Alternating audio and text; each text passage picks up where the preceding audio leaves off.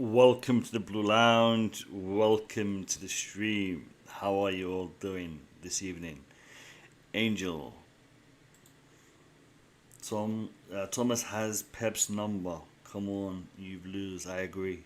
He's showing it. He's showing it. CFC Stephen, big up to you. Big up to you. Big up to everyone who's joining the stream. Is my hat on right?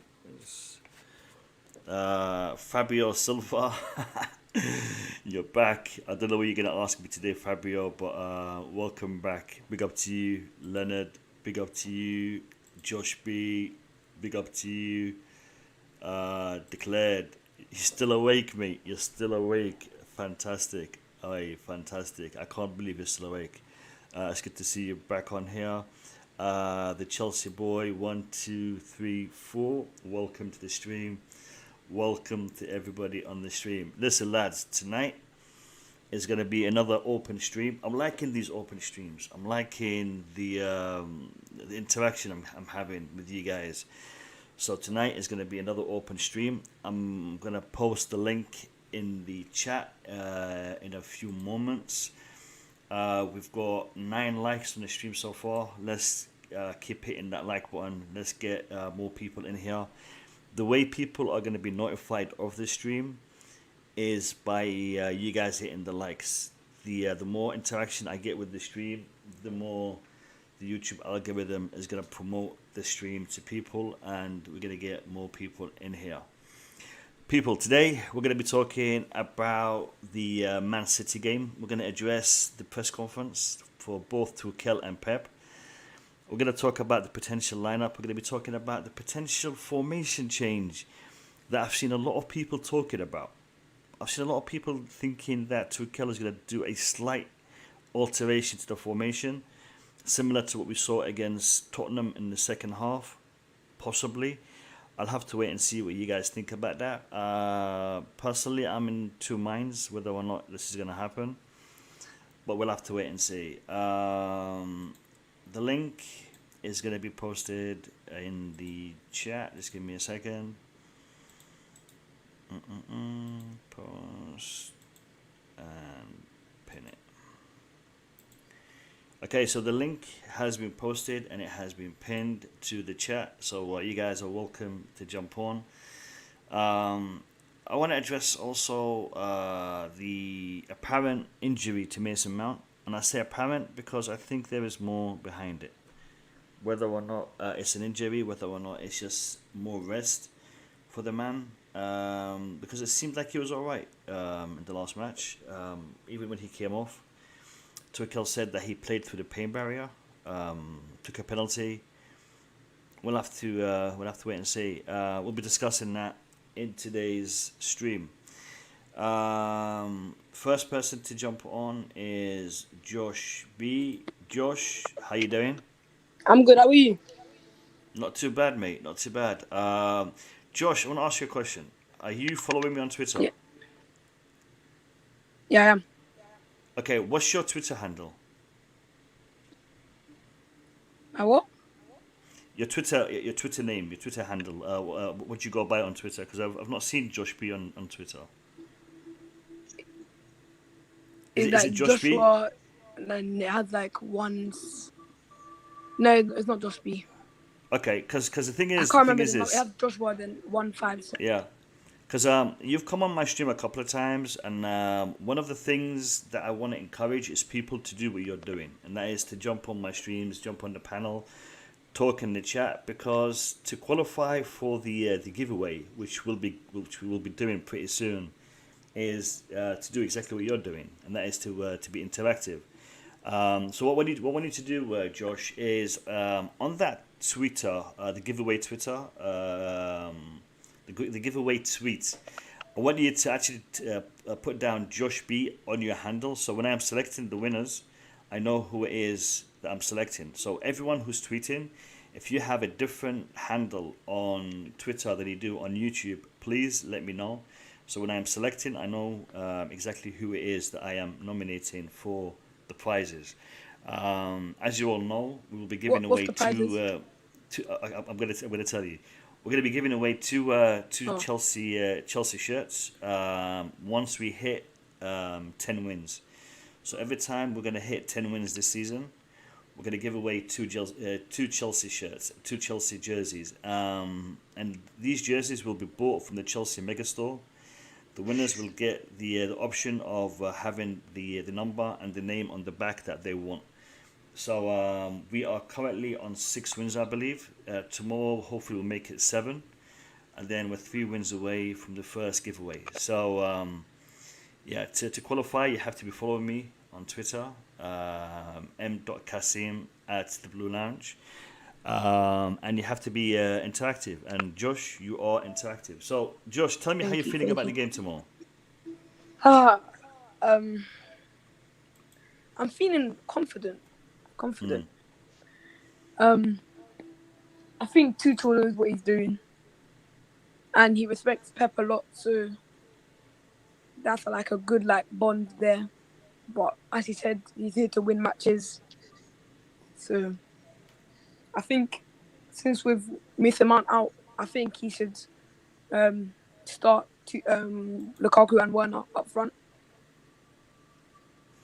All right, we'll get into the starting lineup in a minute. Easy Smoke, tell me a bit about yourself and welcome to the stream. How are you, mate? I'm good. I'm good. I'm actually a Liverpool fan, by the way. Oh, but brilliant. Fantastic. I love Chelsea. I like how Chelsea are competing against us and copying us step for step, and I'm glad to be on the stream. All right, welcome to the stream. It'll be good to get a how shall I say this? A neutral perspective for tomorrow's game. I'll say neutral. I mean, you guys are also in the title race, so it might not be as neutral as we'd like it to be, but it'll be good to get a different perspective. So, Easy Smokes, welcome to the stream, and we'll come back to you. Declared, how are you, my man? Good morning, Mo. Good morning. How you doing? My hours all over the place. I'm still up. I don't have a 3-hour session in me, but it won't be 3 hours tonight. Tonight we'll be looking about an hour and a half, maybe 2 maximum.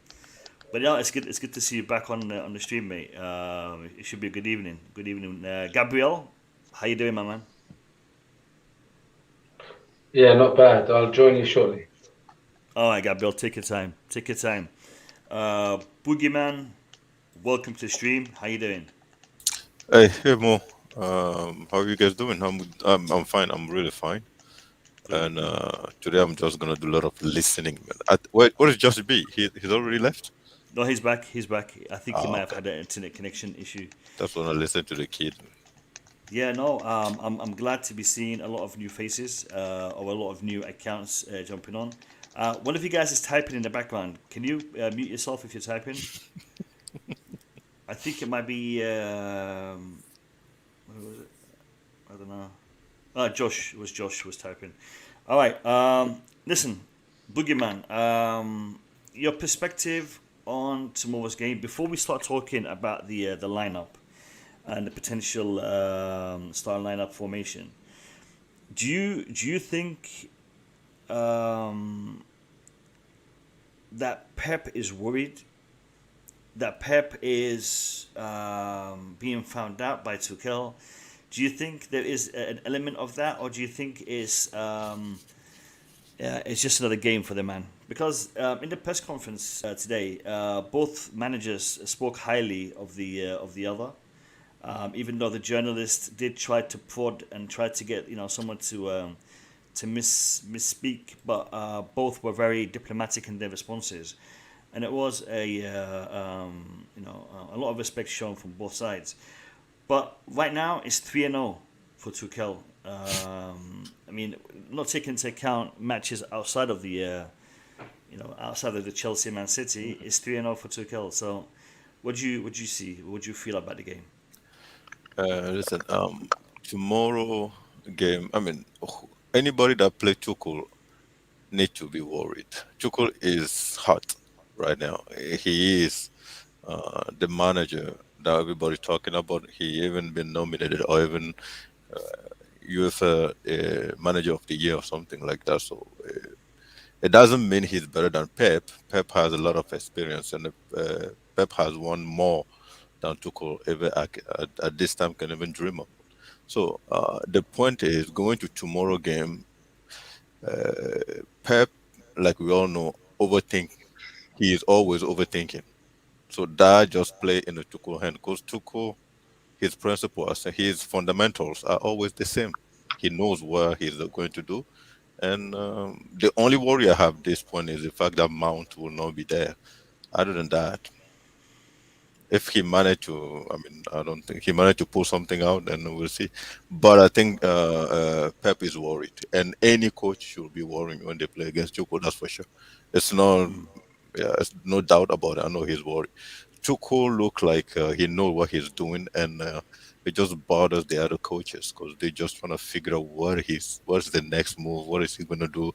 But he's not doing much. In fact, like he always say, I'm playing the same system. That's it. So those guys. With a slight tweak. So Yeah, but that slight slight tweak, he doesn't say that. He doesn't say too much about it. He just say, "I'm playing the same system." And at the end of the day, if you look closely, it is the same system. But whatever he's telling those players to do up front is just a little different. But nobody knows exactly what it is. So at the end of the day, Pep should be worried, and he has all the reason to worry because Tuchel is really hot. Yeah, yeah, he is. He's currently very hot, very hot. I'm not sure what to call you, couch critic, Dennis P, or Thiago Silva. Thiago Silva or Oh, something. Thiago Silva. Big up All to of the Dennis. above, all of the above, All of the man. above. All of the above, yes. Big What's up to going on, Dennis. fellas? Big up to Bobby. And big up to Sam. Welcome to the stream, lads. How you all doing? Good. Doing good. Excellent. Looking forward to tomorrow. Yeah. Early, it's an early kickoff. 12:30 lunchtime kickoff for us. Which is good. Which is good. Normally results don't go to plan on early kickoffs, but I'm positive. I'm positive. I'm confident in Tuchel, and to be honest, I think the fact that we are taking the pitch tomorrow as favourites against Man City is a little bit of a strange feeling, and I want to get Bobby in on this. Bobby, do you think we are favourites tomorrow? Good evening, gentlemen, and thanks Good evening. again, Mo, for having me on your stream. It's always a privilege and a pleasure. Favourites.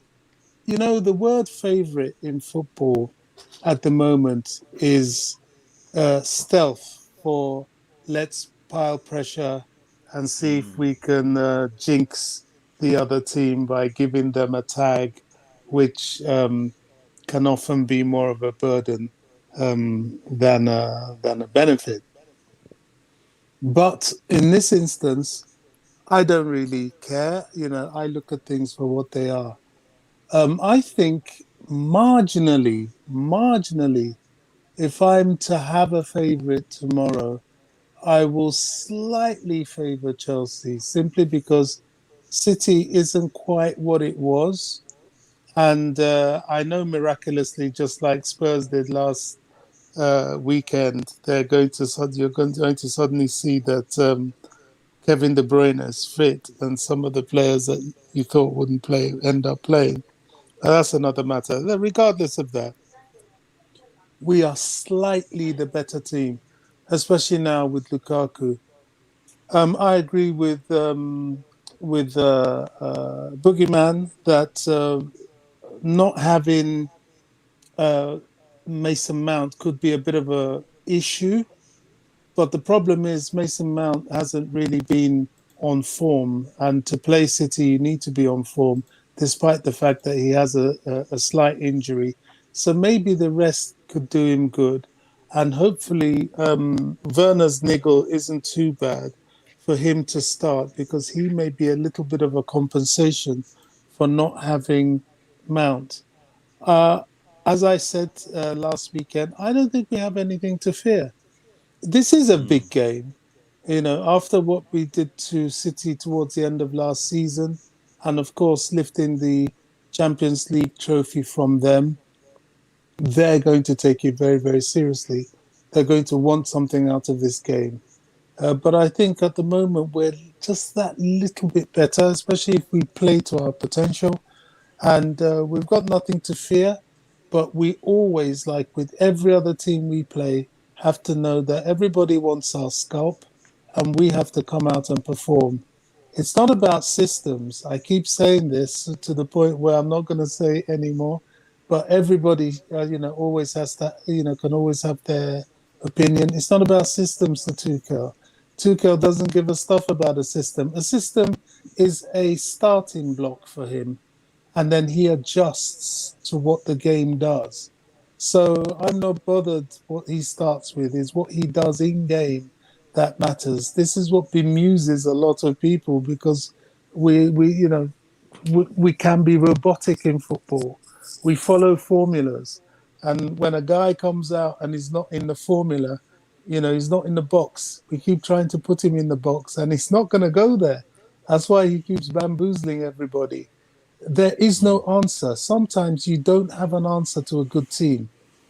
This is our crest of the wave at the moment. I personally believe Chelsea is going to go through a little legacy period, especially if they remain stable, and they're going to build on this. And it's going to take a year, 2, 3 years, maybe 4 years before anybody can really shake that this current team. So enjoy it. All right. Let's enjoy ourselves. Yeah, definitely. DJ Sav, welcome to the stream. Good evening, everyone. Good evening. How you guys all doing? You all right? Hey, DJ. We're doing great. Hey, DJ. Listen, I'm gonna have to. Oh, what happened there? I lost someone. I lost 2 people. Who did I lose? I lost Josh and Couch Critic. I don't know what happened there. DJ, Bobby talked about an element of revenge. Champions League, we took it from them. Mm-hmm. Smacked them around a couple of times. Once in the FA Cup semi-final, the other time in the league. Are they going to be coming for revenge tomorrow? Listen, against Manchester City, it's always going to be a tough team to play. I mean, yeah, we played them 3 times. We beat them 3 times last season. I think the Champions League, for me, was the main factor because that was a big trophy the club and Pep really badly wanted, along with the fans and everybody else. So for me, when people talk about saying revenge, I mean, I don't put revenge in a football game to do with football whatsoever at all. It's going to be another good game between 2 top teams, 2 top managers. Obviously, Pep's come on top. Tuchel's come on top 3 times against Pep. And he even said in his press conference today, it's up to you. I mean, when they asked him that question, do you think you're a better manager than Pep? I was actually a bit surprised at that question. He actually came out and gave a really good answer, saying it's up to you guys to decide that, not me, But he respects Pep a lot. And listen, I respect Pep a lot as well for what he's done with his Barcelona team, Bayern Munich teams as well. He's a really top manager. We know that, and what he's done with City as well. But a game against Manchester City is always going to be a big game. And for me, I'll always say it's going to hopefully be as business as usual tomorrow, but it's going to be tough. No Mason Mount. But it could also be a good thing that Mount could be he's got this injury. He might give a chance to some other place to come in tomorrow as well. So, yeah, I'm really looking forward to it. I really am. And hopefully we'll win that game. Yeah, no, definitely. And you touched on a very important issue, which I'm going to put forward to Kasim to address. But firstly, Kasim, welcome to the stream. How you doing? How are you? How is everyone? All right? Hey, Kasim. We're good. How are you? Kasim. Yeah, thanks for having me, mate. Hi, mate. All right. How are things, Mo? I appreciate that for having me again, mate. No, things are good, and this is your house, this is your lounge, so always welcome on here. An interesting point that DJ Sav raised in respect to Mason Mount's availability. Now apparently he's injured. and apparently the injury is very, very small because had the game been played on Sunday, he would have featured. So, do you think it's an injury, or do you think it's the fact that he's been played too much, and we are starting to see the fatigue of him being played so much reflect on his performance, maybe reflect on his fitness? Because Mason Mount is not a player that is known to be injured. Mason Mount, he has a lot of Lampard about him, and I know that's a tag that we don't really want to be using too much. But Lampard was a player that was never injured, and if he was injured, it was serious. And Mason Mount has been like that, since he came on the scene. Mason Mount has been one of those players that you can always depend on, and is very what's the word here? Injury resistant, if I can put it that way. So the fact that he's injured and he's missing this game, but he doesn't want to make a big deal out of it. He'll be back in the next game against Juventus probably. Do you think Mason Mount has been overplayed? What's your assessment on this? Well, we watched Villa game, Mo, and I didn't see him come out fine after 90 minutes. The only, if there's anyone who had a knock, is Werner. You remember that game? He sat in the floor for a bit. But I don't know. I don't think he's injured. I think he's overused. He's very, very tired. Maybe he wanted to rest him against Juventus. Because do you remember? I know Juventus was very struggling. They 17 or 18 in the league. They just won the first game 3-4 days ago, 3-2 away.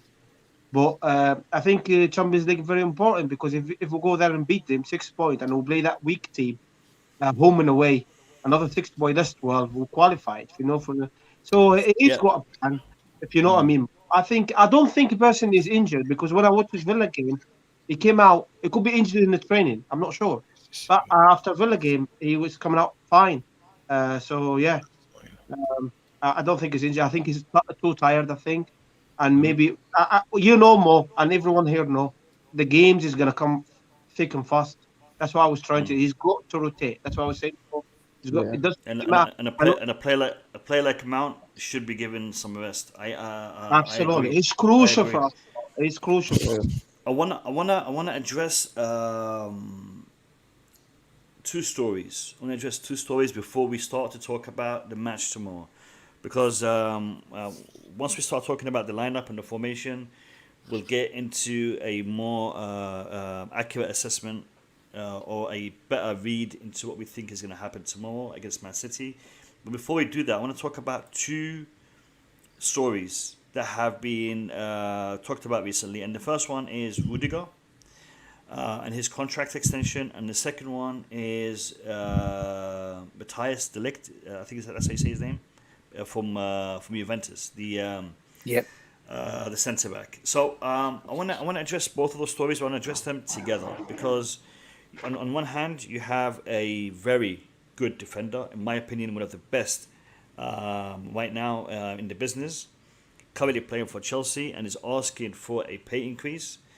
On the other hand, you have another very good defender who's playing in the Serie A for one of the biggest teams out there, who's had a good career with Ajax, and now he's with Juventus, promising up-and-coming defender, who is managed by, if I'm not mistaken, Mino Raiola. Okay, where do we go from here? Should we be moving towards De Ligt?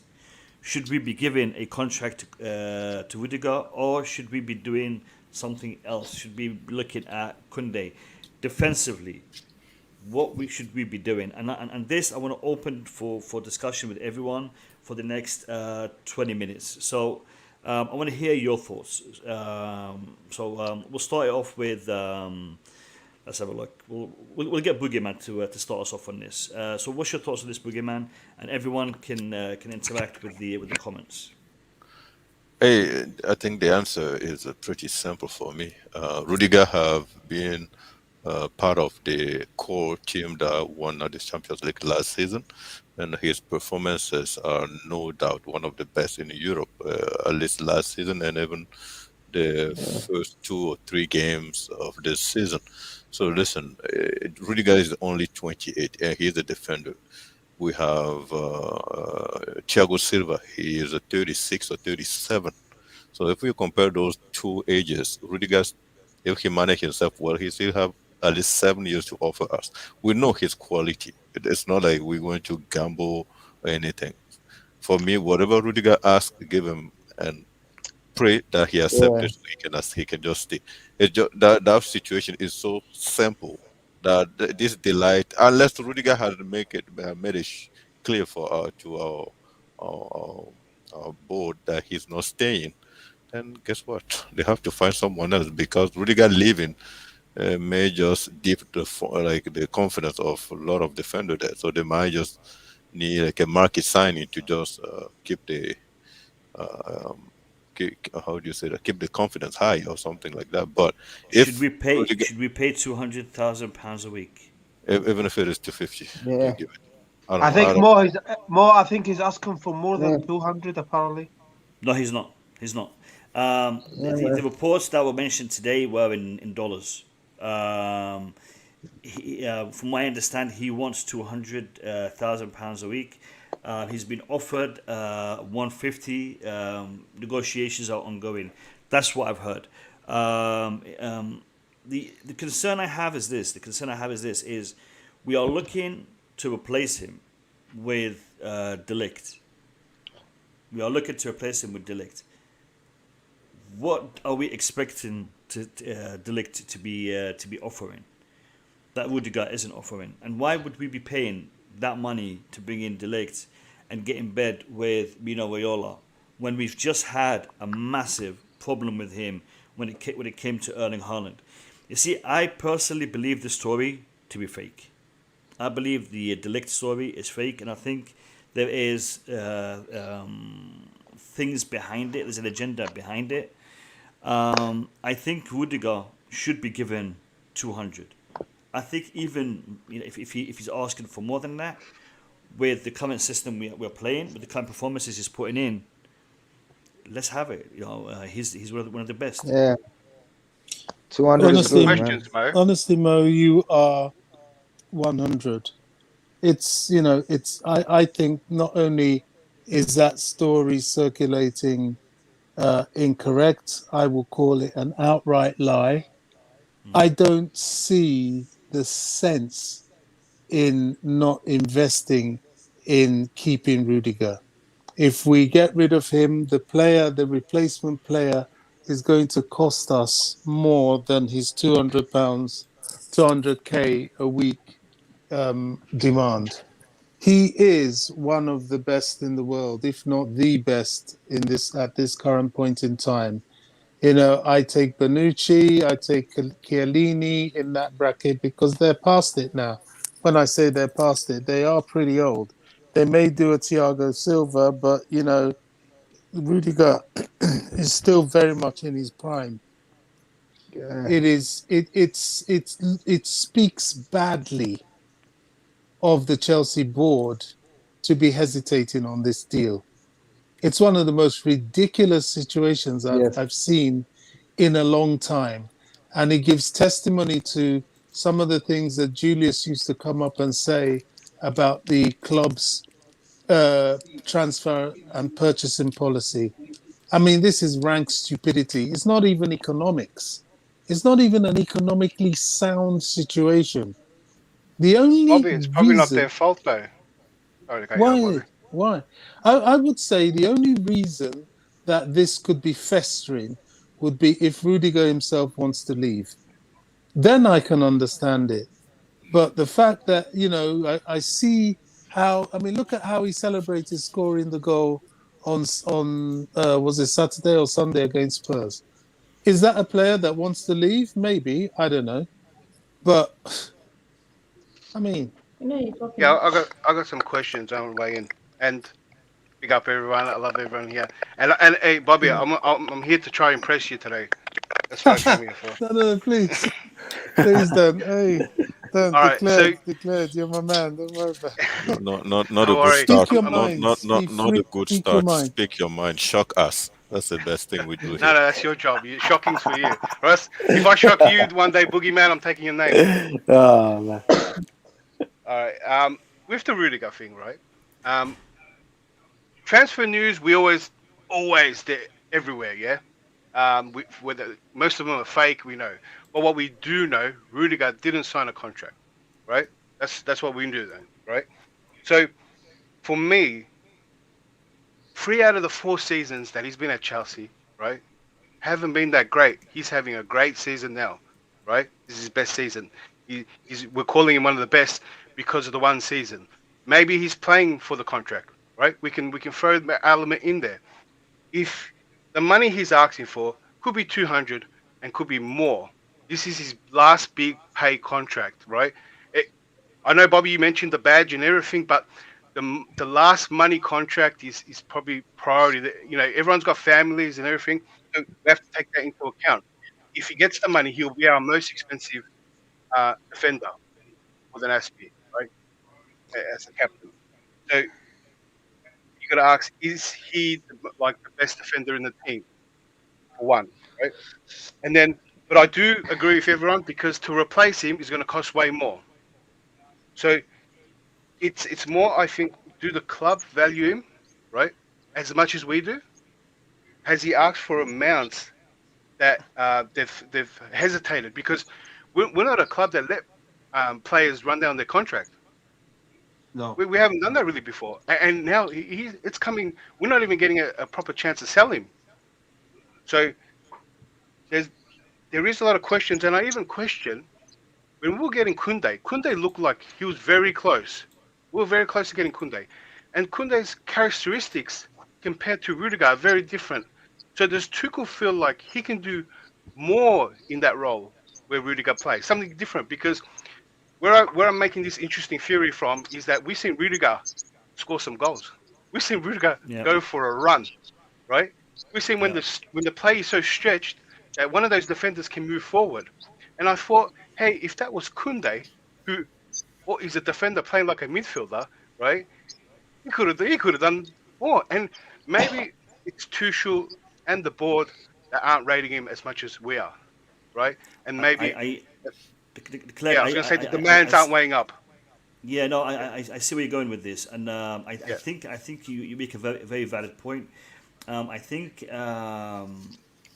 Rudiger did have issues with the club, with the board in the past, and that was probably why we didn't see much of him under previous management or under previous systems. That being said, I do believe what he's doing this season, with the fan base getting behind him, he wants to. The word I think is to be paid his dues, to get what he deserves, both as respect from the board, from the fan base, which he's getting right now from the fan base, and also to earn the money that he is entitled to. So I think that's what he's pushing for, and I think he deserves it. I'm going to give Gabriel a chance to come in, then Kasim, and then I'm going to go with Easy. So we'll do it that way. Gabriel, let me hear your thoughts, mate. Yeah, hi guys. I've sort of reconfigured the StreamYard audio, so hopefully this isn't too echoey. No, you're good. You're good. Okay, good, yeah. Look, firstly, we don't know. There's a lot of PR, media aspect to, what a player is requesting and how much they deserve. And overall, I think Rudiger deserves to get a good, contract. And it sort of reminds me of a bit, this is going back old school. I'm sure Bobby and some of the others will remember Winston Bogart, where he was the highest paid defender. Yeah. But I remember hearing a good interview of him after. He said, look, I turned up every day, I performed. He came from a working class background in Holland, but the club deliberately didn't want to play him and tried to ostracize him because he was on such a big contract and the club were going through financial issues. So it's a bit of a side point, but so I could hear some background. Yeah, I wasn't sure if that was an interjection or not. No, you're good. Carry on. Okay, carry on. Yeah, Rudiger, to be fair, I think he's been a very consistent defender over the last 3-4 seasons, or however long it's been. And one thing I like about him He seems like a character. He seems like the sort of defender that is the spine of a club. You know, like the old days when you had like Desai or Terry, Carvalho. You had these real, you know, sort of personality type players, not just, you know, like Christensen now has been playing very well the last season or so. You know, and he's going to apparently, according to media reports, is going to be rewarded with another sort of contract. Rudiger, he's got that sort of character and drive. And under Tuchel, I know, and we have to remember Rudiger's a German international, so that's got to add some weight to it. And this rumor of buying De Ligt, why risk someone who's played in for Ajax and Juventus? Why risk replacing someone that we know is performing well in the Premier League? So that's my sort of also the manager or the agent that he has is problematic. Mino Raiola is not the kind of person you want to be doing business with, and we've seen it. I mean, right now he's trying to move De Ligt out of Juventus after 3 seasons he's been there. I think 3 seasons he's been with Juventus. It's one of those business-minded agents where money comes before the sport, before the club, before honours. It's all about money when it comes to him. And it's look, barge pole. Anything to do with Mino, barge pole comes to mind. But what I would say, you've got to see Rudiger's camp as well. He knows he's a key defender for the club. So why not go for the maximum amount of salary you can get? It's a bit of a game of chess, isn't it? Yeah. The only thing that gives me... Kasim is waiting to come in. I'm not sure, Easy, do you want to come in after Kasim, or do you want to... Easy, can you hear me? No, I'll go after him. Let him talk. You go, my man. You didn't speak. I go after you. No worries. Or Bobby, I go after Bobby's. No worries. You go, my man. Oh, cool, man. Go on. Go ahead, Bobby. Man. All right, who wants to go? Bobby, me. Easy? Okay, I'll go.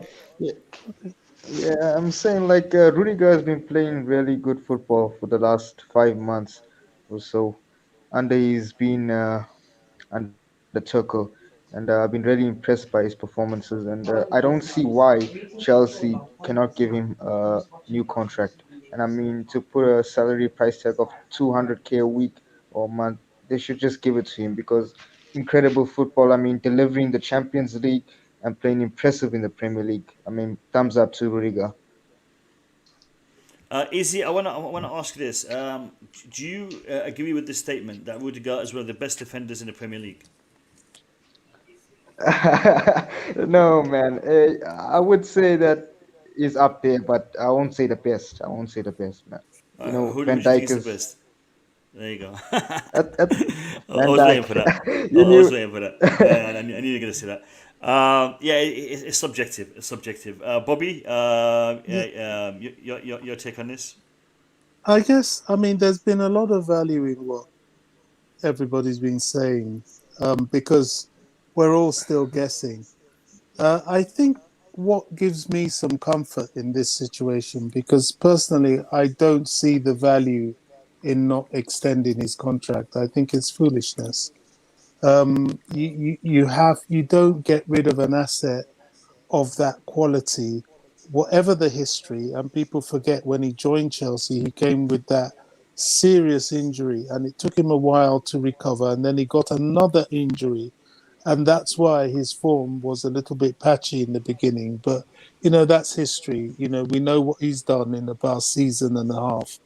But the thing that gives me comfort with this situation is that nobody's been given a contract extension. Not even Kante, not even Christensen, that we've been talking about and hearing about for ages, is supposed to have a... got one at 140. Oh, has he got his It's not public extension? Yeah, he just got one recently. Yeah. At 140k a week. I think that was 3-4 days ago as well. Yeah. Really? No, but it's I, not I, public though. it's Okay, offered. because that surprises me. Yeah, Yeah. it's been offered, Hasn't but been. it hasn't been signed. It hasn't been signed. I don't know. Who, Okay, who so is I that? thought it was done Who's It's deal. not public.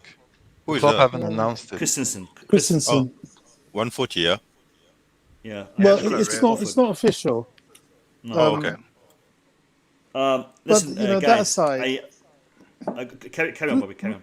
So I was just going to say that aside, you know, a contract of sorts has been offered to Rudiger, and we've been told that there's still discussions. So although his is more critical, although yet again Christensen hasn't got that much to run on his contract either, I think there could be something in process here, and we might be, if you're of my sort of school of thought, we might be worrying for nothing. Yeah, Jem, I'm about to address this.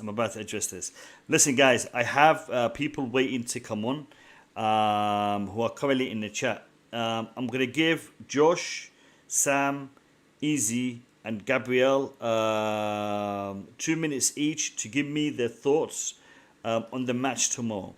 And then I'm going to rotate you guys with people in the chat, and then I'll bring you back on afterwards. We'll keep rotating. To be honest, I'm pleased. I'm very pleased to see so many of you are keen to come on the panel. So we'll start with Sam. Sam, give me your thoughts of about the game. What do you think is going to happen? What do you think is the plan of attack tomorrow in regards to Tuchel? What do you think Pep has in store? So give me, in a nutshell, your perspective on the game tomorrow, Sam. Yeah, so the thing tomorrow is I really like what Tuchel said, which is that at the end it's an important game, but just because of the run we've had against Man City, I won't take it too much to heart if we don't win the game. Because like if you look at what we did to them last season, they could have easily gotten a treble, and we took that away from them. So yeah, tomorrow's game, I'm a little bit happy that Mount is not going to be playing, that he needs the rest, and also is because I want to see a midfield of Kante, Kovacic, and Jorginho. I was really happy with what I saw All right, against Tottenham. You're with that school of thought because a lot of people have been talking about that. Interesting. You know why? It's really important because if you look at Havertz, Mount, even a little, Werner hasn't played, but if you look at these players, they have been underperforming in that position. So what I'm looking at is if they're not giving us the creativity, the goals, why do you bench a Kante or a Kovacic who are actually playing at a very high level? And one thing you've even seen in that game against Tottenham, Kante created more chances than these two guys. And I know, like, if you watch that game, he actually was driving forward. He was occupying spaces at the wing. He actually got a goal too. And I know it's just one game, but I think that formation deserves a chance. And it would be good against City because you do want Kovacic press resistant. You do want Kante being able to press and also drive with the ball. I'm gonna interrupt you for a second. Yes. Are you leaning towards a Lukaku Werner starting partnership tomorrow? 100%. If Werner is fit, yes. All right. Just because of what Werner has done to Man City, you have to play him. Well spoken, mate. Well spoken. I'll take that. I'll take that into account for the lineup when we get around to it. Sam, thank you very much for your insight. I'm going to have you back on in due course. Thank you very much. Yes. Cheers. Take care. See you later, Sam. Cheers. Josh, give me your take on the game tomorrow, mate. Josh, can you hear me? Josh. Yeah, how's everyone? Hello. Hi, Josh. Josh, give me your take on the game tomorrow, mate. I feel confident about going into this game. Because we've beaten them in the last three previous games that we versed Chelsea. I mean, versed Man City. And yeah.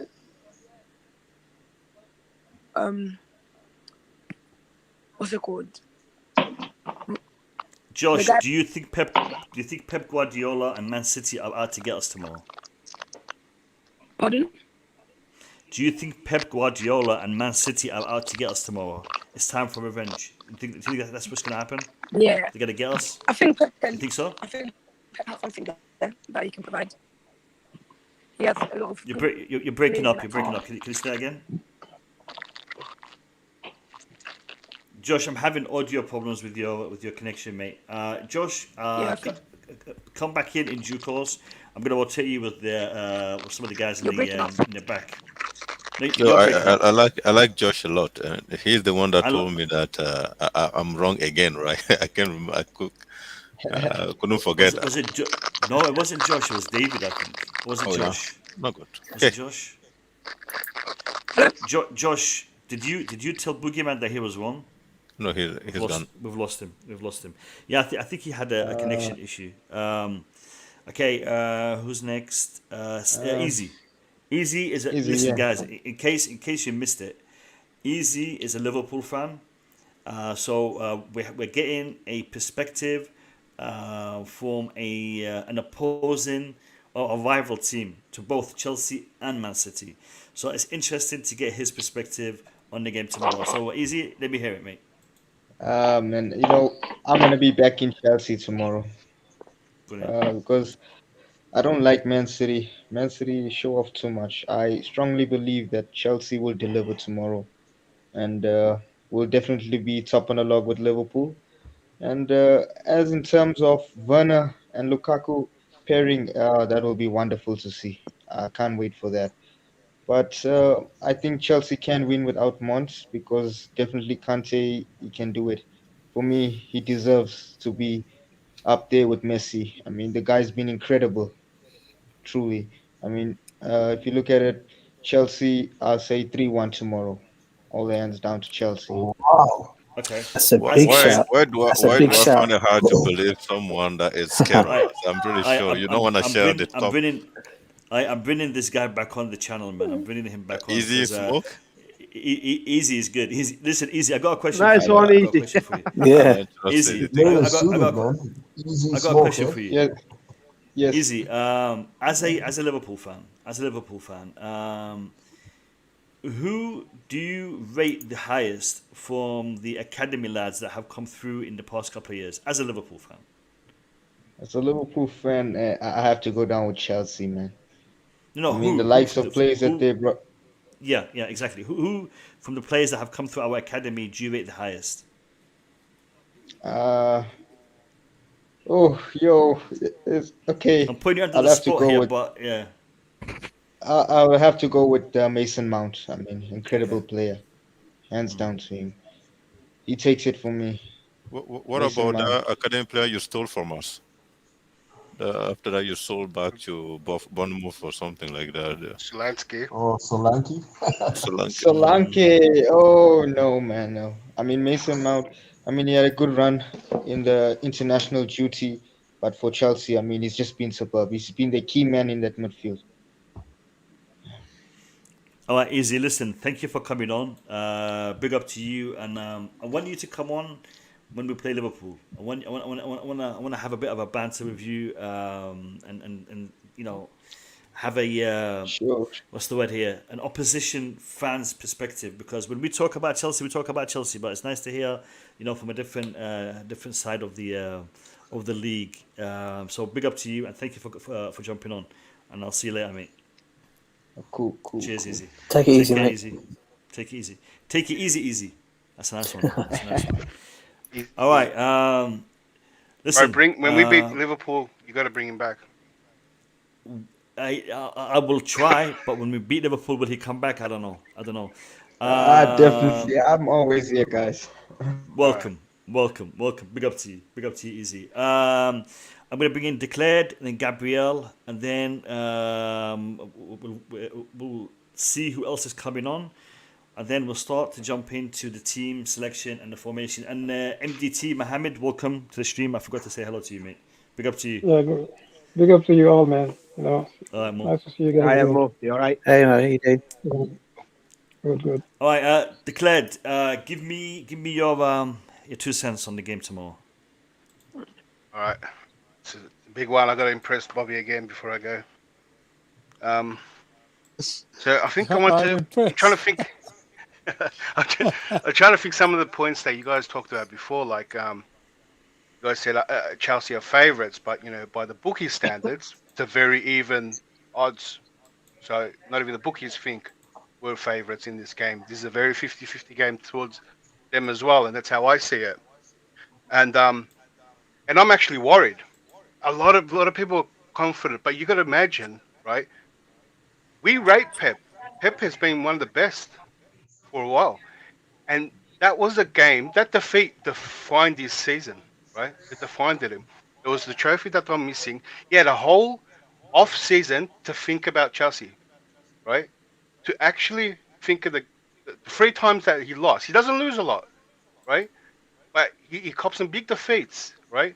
And a man like Pep is only gonna think and really study and really focus. And I can only think of 2 ways about this game, or multiple ways, but the 2 main ways I'm thinking is that either he's got a secret, right? He's gonna test some. He feels confident that he might see some weaknesses against us, right? And really go for it, or the consequence of losing this game, right, is too much. And I think he's going to match up to our formation, right, and try play very conservative, not want to lose, and that's what I mean by matching up. So So it could be a very boring game. I've seen this done before. I think I heard a comment today as well that he did that with Man United when he was struggling with counter-attacking, but this is very different, right? Because that was Oli, that's a bit more in simplistic terms. And I think that, and then on the Tuchel side of it, in talking about how with Mount missing, right? It's not, you can't just put in a Werner to replace Mount, because of Mount, his presence in the midfield. I actually think we'll play an extra midfielder, so it might be Kovačić, Kante, and Jorginho, right? Having 2 up front, which that's very that's up for opinion on who that's going to be. Yeah, there's a lot of talk about that. There's a lot of talk about us doing that formation tomorrow. We'll get into that, but I want to ask you this. Did you watch the press conferences today? Pep's and Tuchel's. You watched them both, yeah? You watched them both? I watched the Tuchel one and I heard some things, the transcripts of Pep. Okay, because I watched them both, and I got the feeling, and I don't know if the guys in the panel can concur with this. I got the feeling that both managers were playing it, were underselling the game. If we lose, we lose. It's early part of the season. A draw wouldn't be a bad result. What else was being said? That's normal, He was asked if it was a 3-pointer, a 6-pointer. Too early in the season to say that. You can say that, but it's too early in the season to say that. There's a lot of comments of that nature. So both managers are trying to give the impression that they would be satisfied with a draw, and if they lose, it's not a big deal. That being said, I think it's all mind games. I think both managers are giving that impression because the actual fact is the opposite to that. Both managers are going to try to cement, either for Tuchel to cement his dominance over Pep, or for Pep to try to prove that he can actually beat Tuchel in England. So did you get that as well? Did you get that those vibes? There was a lot of mind games. Yeah. That's very normal to me. When there's questions, some bizarre questions, and the way they're going to play it down, that was very expected of me. But I think, to add to that, Pep. I think there's a chance of Laporta back, but they still might be light there. They've got a few players. In terms of the interview, they didn't give much. I think some of you guys brought up was the Mason Mount one. He said he did play, and what Kazim said, because Kazim didn't believe he's injured, he said he played through the pain barrier, and if it was a Sunday game, that he probably could have made it because it's one day. And also someone's kids are in the background, so if you can. It's not me this time, I promise.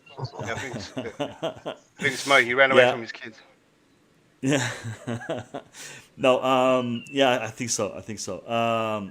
what was I going to say? My train of thought. Oh, in regards to Mason Mount, I think Mason Mount playing through the pain barrier and taking a penalty is a little bit strange for me because, why would you take a penalty if you have an injury, unless he didn't declare his injury until after the game, and if that is the case, then how serious is this injury if it's not really going to affect him? So it's a little bit of a funny one, and I'll get to Jem to give me his thoughts on this in a minute, because I know Jem has a lot. What's the word here? He is a big fan or a big supporter of Mason Mount, and I want to get his perspective on this, because it's a little bit of an intriguing one for me.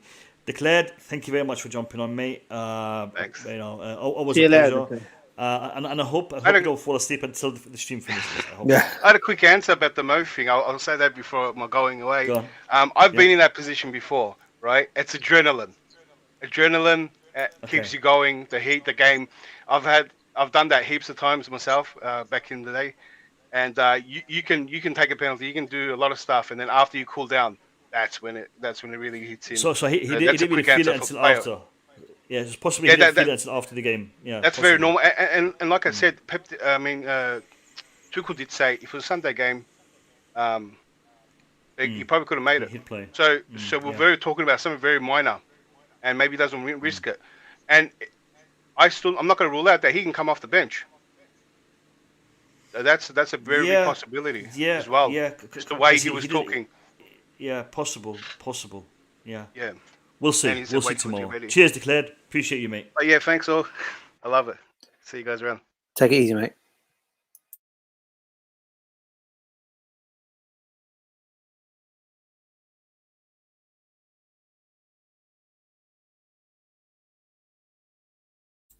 The Mo's out.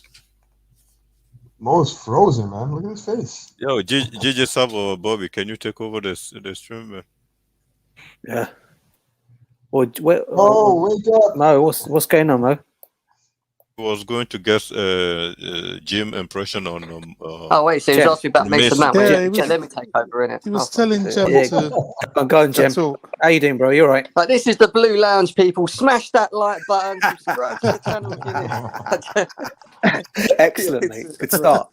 What was he asking me about Mason Mount? What did he want me to say about Mason Mount? Yeah. About the game and Mason. Well, without no Mason Mount, we could win this 5-0, innit? Easily now.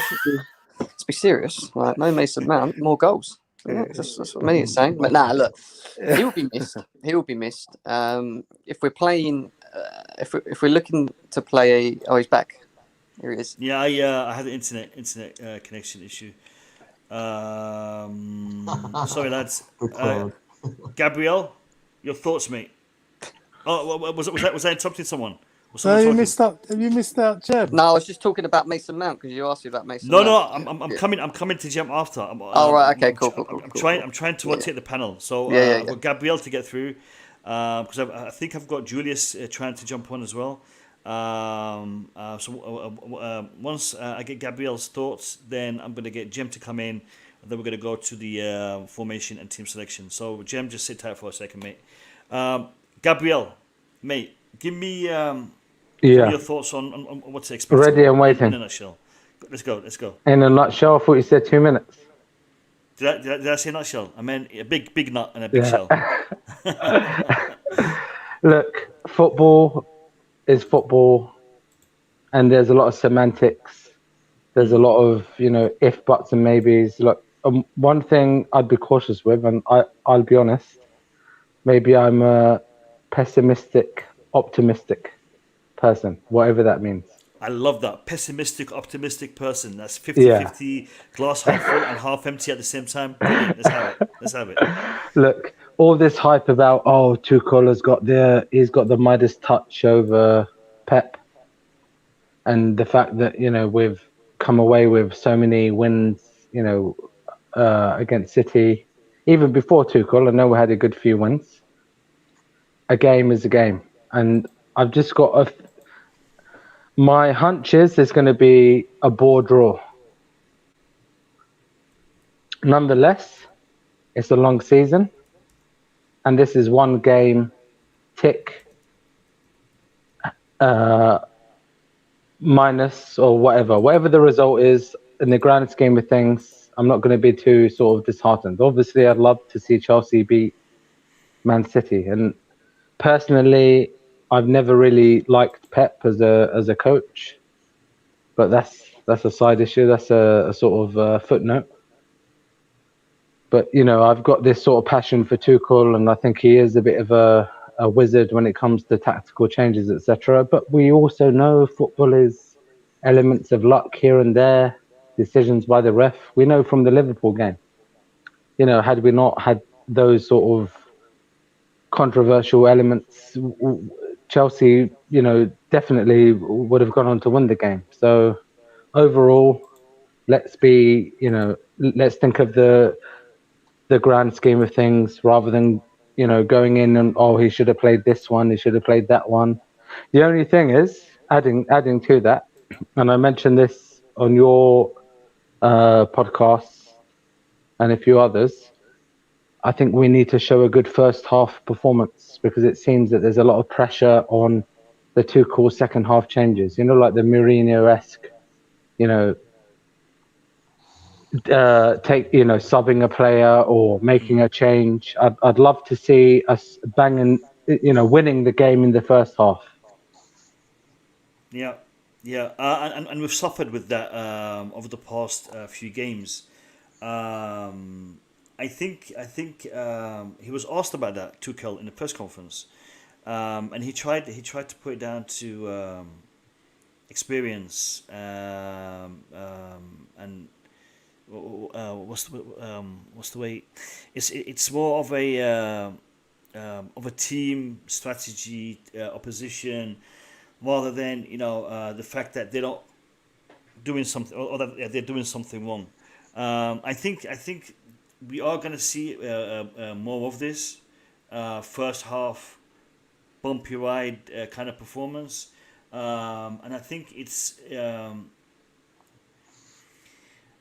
I don't want to say that Tuchel is mismanaging. I don't want to say the players are underperforming. I think it's too early in the season to expect spotless or perfect performances. We are going to get performances that leave a lot to be desired, but at the same time, we're going to get the results that we want.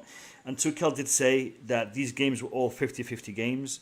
They could have gone either way, but they went in a positive way for us, which is good. And like you said there, Gabriel, a decision by the referee, like Tuchel said, a decision, a VAR call, an offside call, a ball hitting the crossbar and going in or going out.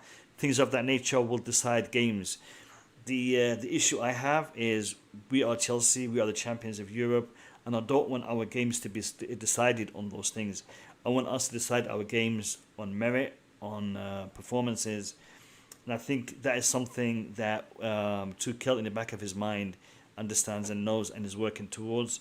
But at the same time, he doesn't want to, be in a position where he is unable to excuse a bad performance that could possibly happen. Gabriel, thank you very much for your support on before you blow me out. I'm to use London colloquialism. Go ahead. I was surprised to hear Bobby say a few weeks ago you're based in Ealing and Bobby is based in West London. Yeah. Because I lived in Acton for a period, and the Basra Lounge? Yeah, my friend owns that. Okay, good. So I was going to say hopefully one day you, Bobby, I don't know, I'm imagining Jem as well is relatively local. We can all hook up one day and sure and meet up there. Yeah? That'll be fantastic. Okay. Unfortunately, Gabriel, I'm not based in West London. I'm a Hayes boy, born and bred, but I don't live there anymore. But listen, you're welcome anyway.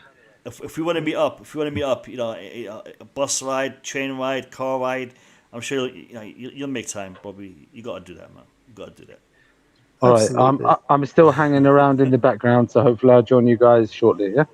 Sweet. Cheers, Gabriel. Thank you.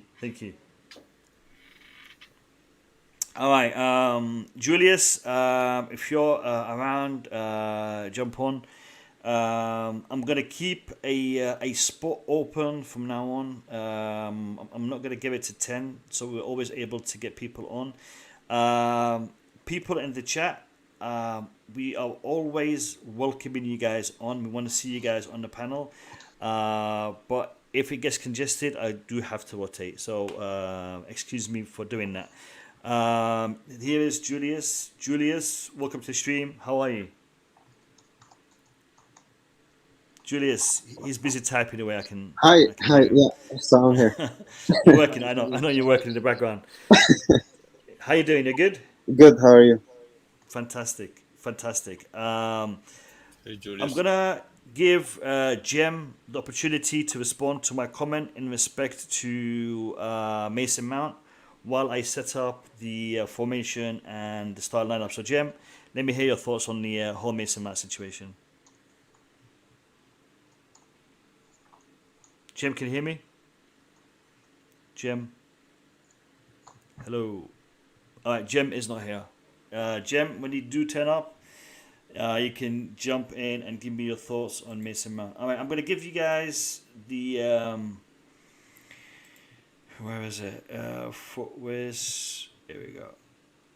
Alright, now guys, tell me what formation you believe we will be playing tomorrow. And keep in mind what the people who came on earlier said in respect to 3 holding midfielders, similar to what we did with Tottenham. So give me your thoughts on this and tell me what formation do you think we'll be starting with tomorrow. Oh man, I'm kind of leaning 3-5-2, but I can also see 3-4-3 just because of the bench. Like, what are we gonna have coming off the bench to change the game? So I'm gonna lead 3-5-2. 3-5-2. Right. Okay. No, I'm gonna go 5 in the middle because Man City is always the strength of Man City in the middle. I think Tuchel is gonna flood that midfielder. All right, just 1 second. Jem, are you back? Can you hear us? Yeah, sorry, mate. My internet's poor. No worries, Jem. No, Jem. Before we talk about the formation, I want to give you a couple of minutes to address the Mason Mount comment. Yeah, what in regards to what we're talking about with him? Well, what we're talking about is the injury being blown out of proportion to give him rest, or is he actually injured? Is he being given an opportunity to get back in form? What is your thoughts on Mason Mount in respect to him possibly missing tomorrow?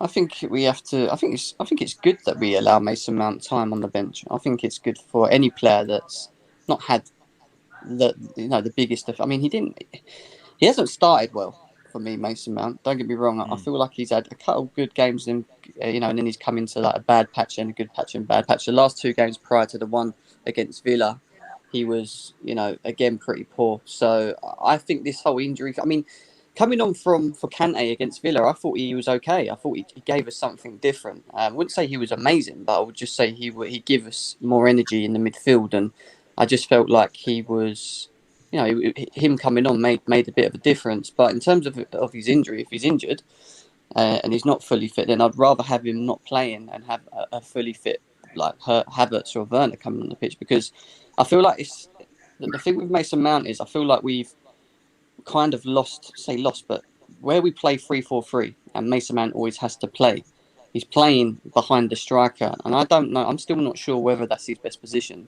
I think he has to play because he's important to what Chelsea are doing, but at the same time you then lose another option in like a Werner Havertz or a Pulisic and Werner, or do you know what I mean? I want to see different things. So when we say that he's potentially injured or he's not in form and he's on the bench, I don't think that's a particularly bad thing when it's giving other people opportunities to play with Lukaku, so that we can see what they can do. He's still going to be integral and he's still going to be important, and he is a top player. But at the same time, he's still very young. He's still very, very young. He's going to be inconsistent, and that's the biggest thing with Mason Mount.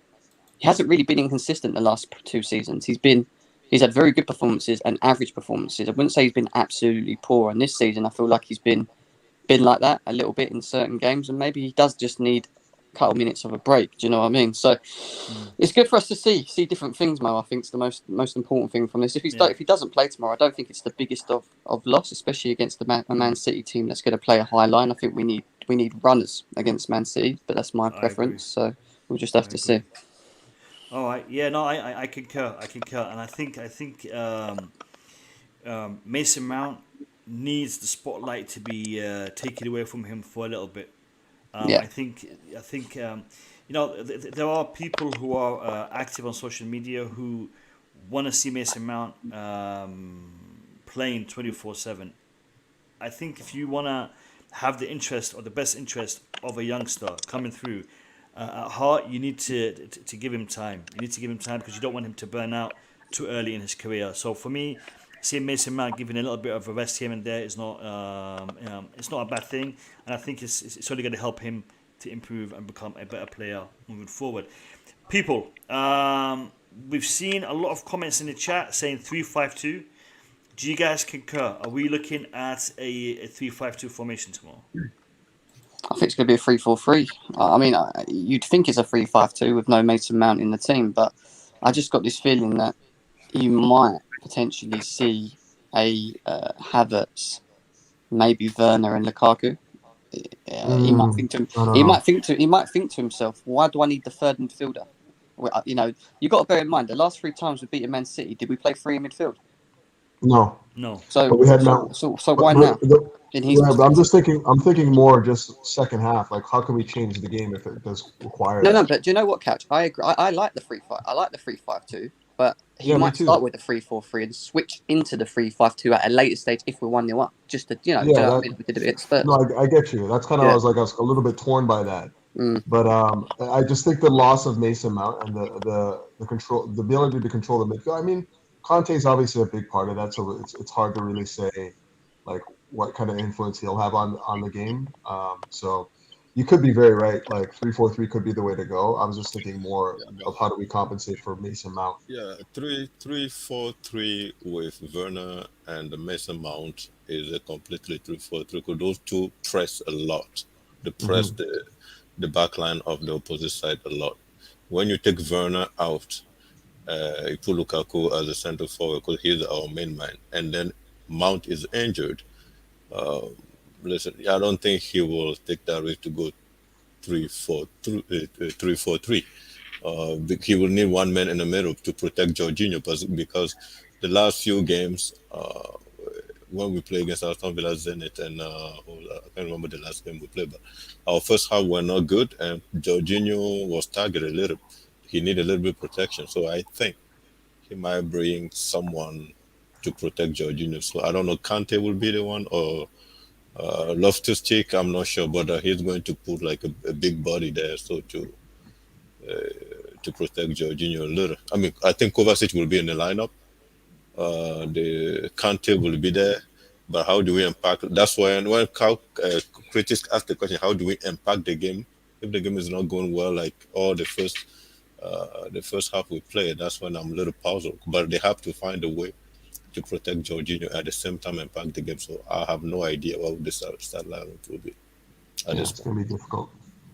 The other thing to consider too is it's like the injuries on the other side too, because they don't really have a lot in the midfield right now. Like no, don't go there, Couch. Don't go there. What do you mean? No. You'll end up seeing them playing those very same players that you think, like all the De Bruyne talk. Don't be surprised you'll see them. He will be there. Yeah, forget their injuries. Yeah, like Bobby said, we've seen the same thing against Tottenham, right? During the entire week, they scream. We don't have player. All the players are injured. I was thinking they're going to play the academics, but then people that show up were just crazy. Anyways, this Man City team ain't scary though. You know that, didn't you? I don't fear this Man City team one bit. I used to fear the Man City team. But our first half are not good. Manchester City has the quality to hurt us in our first half. That's the problem. They do. Exactly. I don't fear them. I've rewatched Tottenham game, and Tottenham has a lot of chance to score on us last time. With Manchester City, Sterling and all they may score. But how do we impact the game second half if we don't have Kante on the bench or if we don't have Kovačić on the bench? That's another question. Lads, listen. Unless Listen, someone else does. I'm gonna do this. I've put it down as a 3-5-2 formation with I think so. An attacking midfielder. Now, if you guys want to, select 3 holding midfielders and put one in that position, it's down to you. If you want to select an offensive midfielder and put him in that position, it's up to you. When I ask you your 3 midfielders, you can name whichever 3 you want to see on that pitch. It can be 3 holding, it can be 1 attacking and 2 holding. It's up to you. Now, No, we can know I Mendy. say the reason we go on. need to pack the midfield is because of not that he's the only player, but they're going to have a tool that they didn't have before, which is what's his name? Kevin De Bruyne. Sorry? That's why I'm about to say that, actually, Bobby, man. I'm about to say that, Bobby. I think it's going to be Grealish. Grealish Yeah. and Kevin De Bruyne. That's a threat because they haven't Yeah. got a number 9. So I think Kante, So we need Kovačić, to and pack the midfield, yeah. yes, I think so as well. I think it's going to go with Kante, Kova, and Jorginho because the like of Grealish and Kevin De Bruyne. Better Nelly in goal. Yeah, but is Kevin De Bruyne actually fit though, guys? Yeah, he is. He played, He'll play. played in the middle of the week, yeah. Yo, They don't want you to know he's fit, but he's fit. MD, They not always talking get too fit much. You until need to 6. jump in there. No, okay. No, I believe he's going to be 3 in the middle. The reason being is Chelsea have the best 3 midfielders. I can hold my hands up and even go challenge anybody. If they can name 3 better midfielders than Kova, Georgie, and Kante in Europe on the same team, nobody have them. So that's our strength. Our strength is not only our defense. I think our midfield is underrated. Even Mount, if Mount play there instead of any of these, we still have the best midfielders 3. I'm not saying individually. I'm just saying 3 together. No team I don't know. has Bayern that. Munich have got a good midfield as well. No, come on. How do you call it? It's Kimmich, Goretzka, and who else? Who else have got in the midfield then? Yeah, I know them 2 are 100%. Yeah, them 2, and Muller drop-ins to help. But do you think if them 3, they can, our midfield, they're not better than us? I mean, No, I think still on par. But yeah, I know what you're saying. Yeah, they're not better than us. We have the best 3 midfielders in Europe, and that's our strength. I like De Jong as well for Barcelona. I think it's class as well. No, I mean, yes, it's an individual. I'm talking about it's an individual. I'm talking about the 3 together, because our 3s are different. Jorginho is a control the tempo. Kova can dribble. Kante is a runner. No team has this 3. All right. Listen. Nobody feel. Sorry, midfield. We'll come to it. Who's playing in defense tomorrow? Who's playing defense tomorrow? I mean, we know Mendy's fine because Tuchel confirmed it. Who's playing him in defense tomorrow? I'm going with Azpi at right wing back, Christensen right center back, Silva in the middle, and then Rudiger left, and then Alonso. I agree. Yeah, I agree as well. Yeah, I'll go with that.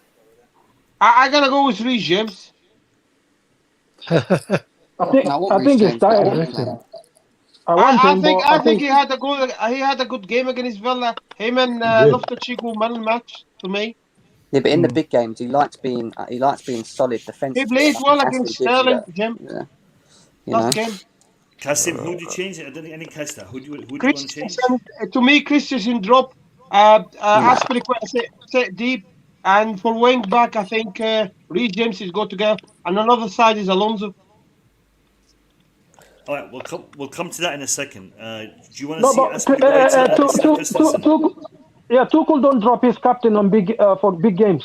He said it. You want your captain on the pitch. Yeah, that's what I'm saying. Aspi have to start. That's what I'm saying. Aspi as a centre back or Aspi as a right wing back? Where did you guys see him? Right wing back.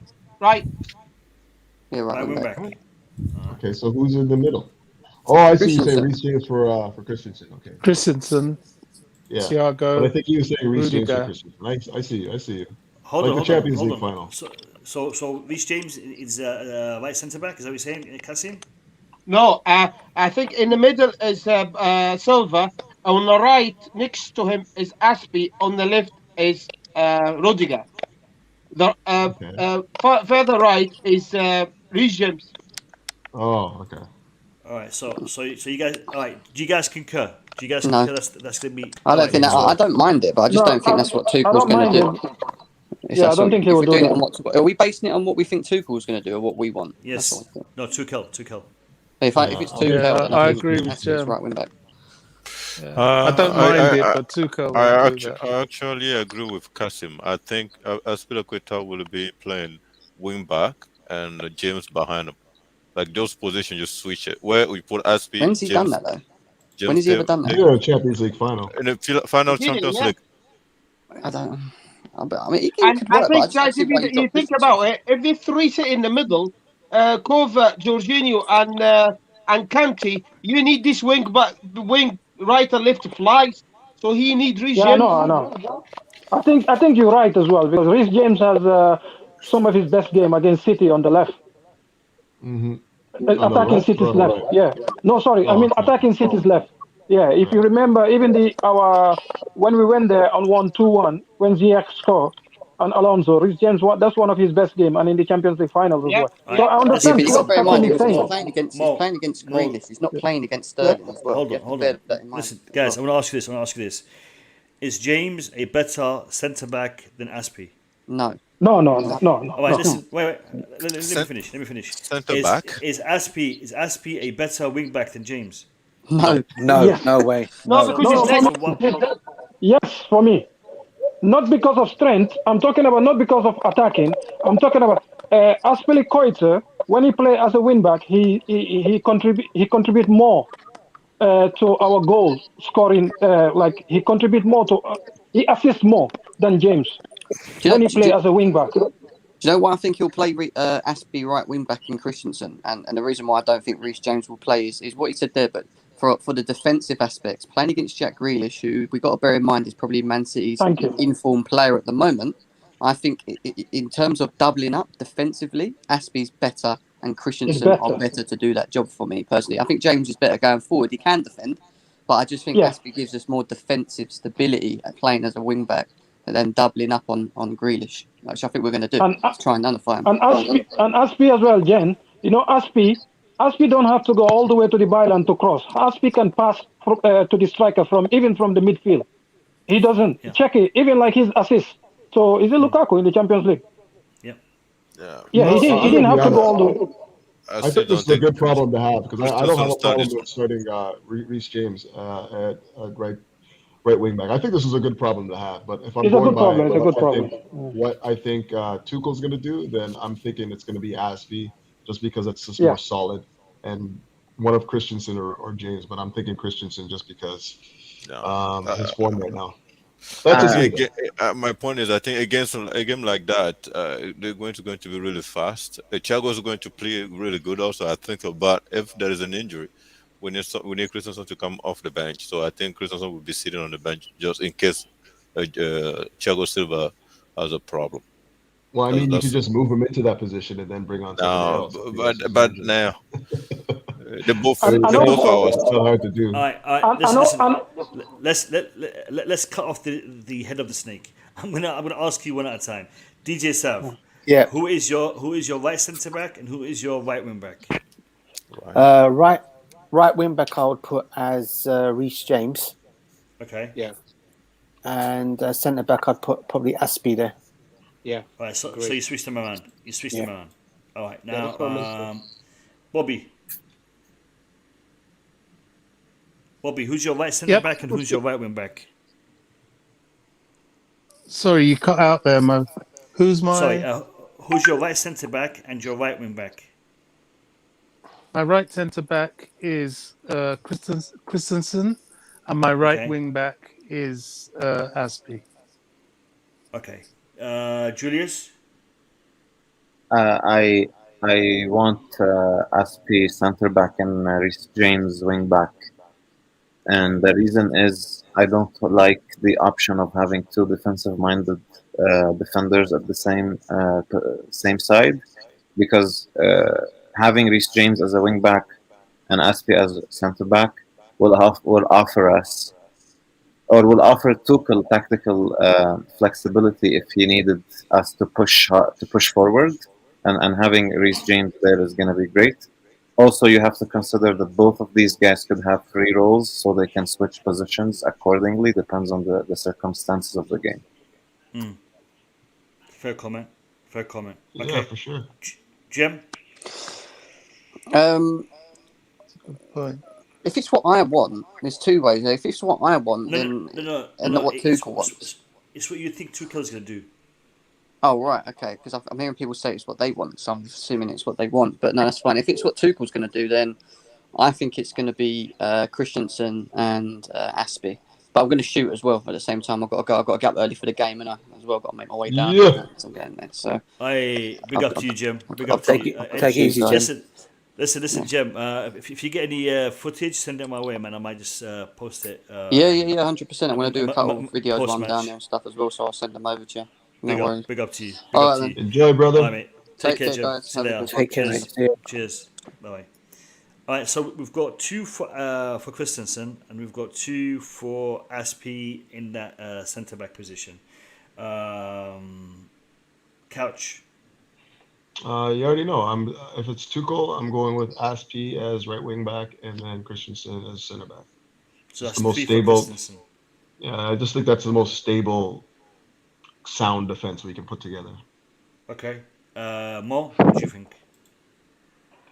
I think it's going to be Christensen at right center and Aspie as a wing back. Aspie as a wing, yeah. Okay. All right. So. Okay. Kasim. Yeah, mate. It's going to be Reece James, mate, and Aspie in the centre back. Reece James on the right and Aspie as a centre back. All right, so that's 3 for Aspie and that's 3 for. No, that's 4 for Christensen because James was for Christensen. Boogeyman. Boogeyman. No, Boogeyman. Sorry about that. Christensen sit on the bench. Reece James and Aspie. Yeah.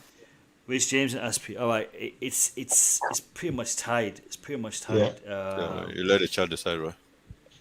Actually, you know what? Eric Blue's in the house. So Eric Blue, welcome to the stream. You're gonna be the decider. You're gonna decide this for us. Pick up, Eric. Yeah, I thought I would. I've been listening in the background, so I thought I should just come on for the last few minutes.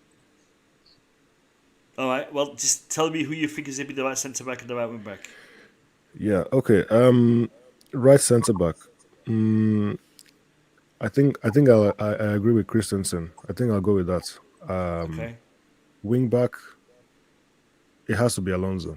It has to be Alonso again. So hold on. Oh, right Talk about side, the right hand side. Sorry. Right wing back. Okay. Right wing back has to be. Is James back for the? Is he? Yeah, he played the other day. He played against who was it? He scored the winning penalty. Villa. No, but he had a match ban in the Prem, right? He's done it. He's served already. He's done it, right? Okay, so it's okay. Match. So yeah, okay. I'll go with Reece James and then Aspie as the right-sided midfielder, and I think I'll go with Christensen in the middle. But I know you didn't ask about that, so yeah. I'll go, Don't complicate things. Don't complicate things. Sorry. All right. Yeah, So it's Reece James and Aspie. Yeah. I'm gonna put my vote. You know what? I'll be honest with you. I don't think it's like that. I'll have to admit. I think it's Aspie. Who's gonna play in the Champions League then? If we play Reece James. Sorry. Say again. If we play Reece James as a right wing back in this game against City, there's a Champions League on. Is it Tuesday or Wednesday? Wednesday. Yeah, Wednesday. Exactly. Yeah. So he's gonna play 3 games in a row. But he can be always rested against Juventus. No. What I mean, that will mean Christensen has been sitting on the bench for 3 games in a row, and he doesn't do that. Listen more. I'm adding my voice. I'm adding my voice to Okay, this. sorry. I think it's going to be Christensen and Aspie. I think it's going to be like that, and I think Reece James will feature. Probably come on in a second half. But I do believe that I think Bobby was saying this. We need to have some experience and some strength on that hand side to cancel out Grealish. I think it was Bobby who was saying that. Where is Bobby, by the way? I think we've lost him. Where is Bobby? Yeah, he's gone. He's gone. Okay, how many people do I have on the stream right now? 1, 2, 3, 4, 5, 6. All right, 7. All right. We'll wait for Bobby to come back. Left hand side. Are we going for Alonso, or are we going for Chilwell? Alonso for me. all the way. Alonso. I think so. Until he loses For me, his it's mind. Chilwell. Hey, listen, Julius, why are you doing this to us, man? We're trying to be nice and why are you putting a spanner in the works, man? I just love Chilwell so much. All right, so we've got one for Chilwell. Let's get a Liverpool's fans' perspective. Easy. What do you think, man? Do you think Chilwell will start, or do you think it's going to be Alonso? I think Alonso. Alonso is a good left back. He can You see, play Julius, very well. even a Liverpool fan appreciates Alonso's qualities, man. How can he be dissing a man like that? I'm not a fan. I can't help it. Yeah, no. Listen. I think Alonso has proven himself to be a good player this season. He's doing bits. All right. Now this is the crucial bit. This is the interesting bit. In the middle of the park. Got to check a message. All right. In the middle of the park. Now. You can pick 3 holding midfielders. You can pick 2 holding midfielders. Boogeyman, let me hear it from you first. I think we will have Kante, Jorginho as the 2 on this one. Yeah. And do you think there'll be another holding midfielder, or do you think it'll be an attacking midfielder? I think Kante and Jorginho will sit, and then listen. Kovacic is in the front. Yo, listen, I don't know, man. At this point, Hey, Boogeyman, it doesn't have to be this way. I mean, I've got it on the screen as 2 holding and 1 attacking. No. They both will be sitting at this point. I think so. No. What I'm trying to say is, you can for your selection, you can have 3 holding midfielders, and if we have enough people choosing 3 holding midfielders, I will change it to having a flat 3 holding midfielders. So you don't have to. What I'm saying is, you don't have to have 2 holding and 1 attacking. You can have 3 holding if you want to. If you think that's the way you're gonna play. No. I think we will have 2 sitting, the way you put the system right now. Okay. And I think it will be Jorginho and Kante. But then, if you don't put, there's a question that Couch Critic asked that is put the doubt in my mind. How are we impacting the game if Kovacic is already in it, or if Kante is already in it? So I'm not sure, but at the same time, I know Ruben has played 90 minutes a few days ago, and he's injury prone, and I don't think he will be filling up the middle. So for some reason, if Mount is injured, I'm not too sure anymore. But I know it will be Jorginho. Kante will be in the starting lineup at this point. But I cannot say more. Your third midfielder choice will be? It will be Kovacic at this point. It's not gonna be Saul, that's for sure. Fair enough. Okay.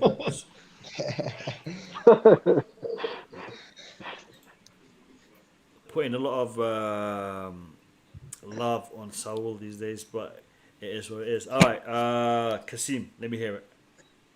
Yeah, mate, same. I think obviously Kante's got to start in it, and Kovacic is going to start because he's in form. I think Kante is gonna play a bit forward, like just behind Lukaku or Werner if they start, just behind. He can play that role because he press high anyway. Yeah, he'll press high, but he's not going to start high. You know what, Kasim? A lot of people have been talking about Chelsea playing 3 holding midfielders in this match. I want to go back to a point that Mohamed mentioned about the about the defense. If we're playing our 3 holding midfielders today against Juventus, what are we going to be like? You know, it's gonna be problematic because are they going to be fit enough to play tomorrow night, and then they play again midweek? Shouldn't we leave someone out of this system for that game? That's my only thinking. Juventus game doesn't Mount matter. will be back. The most important game is tomorrow. We go for it and we take it.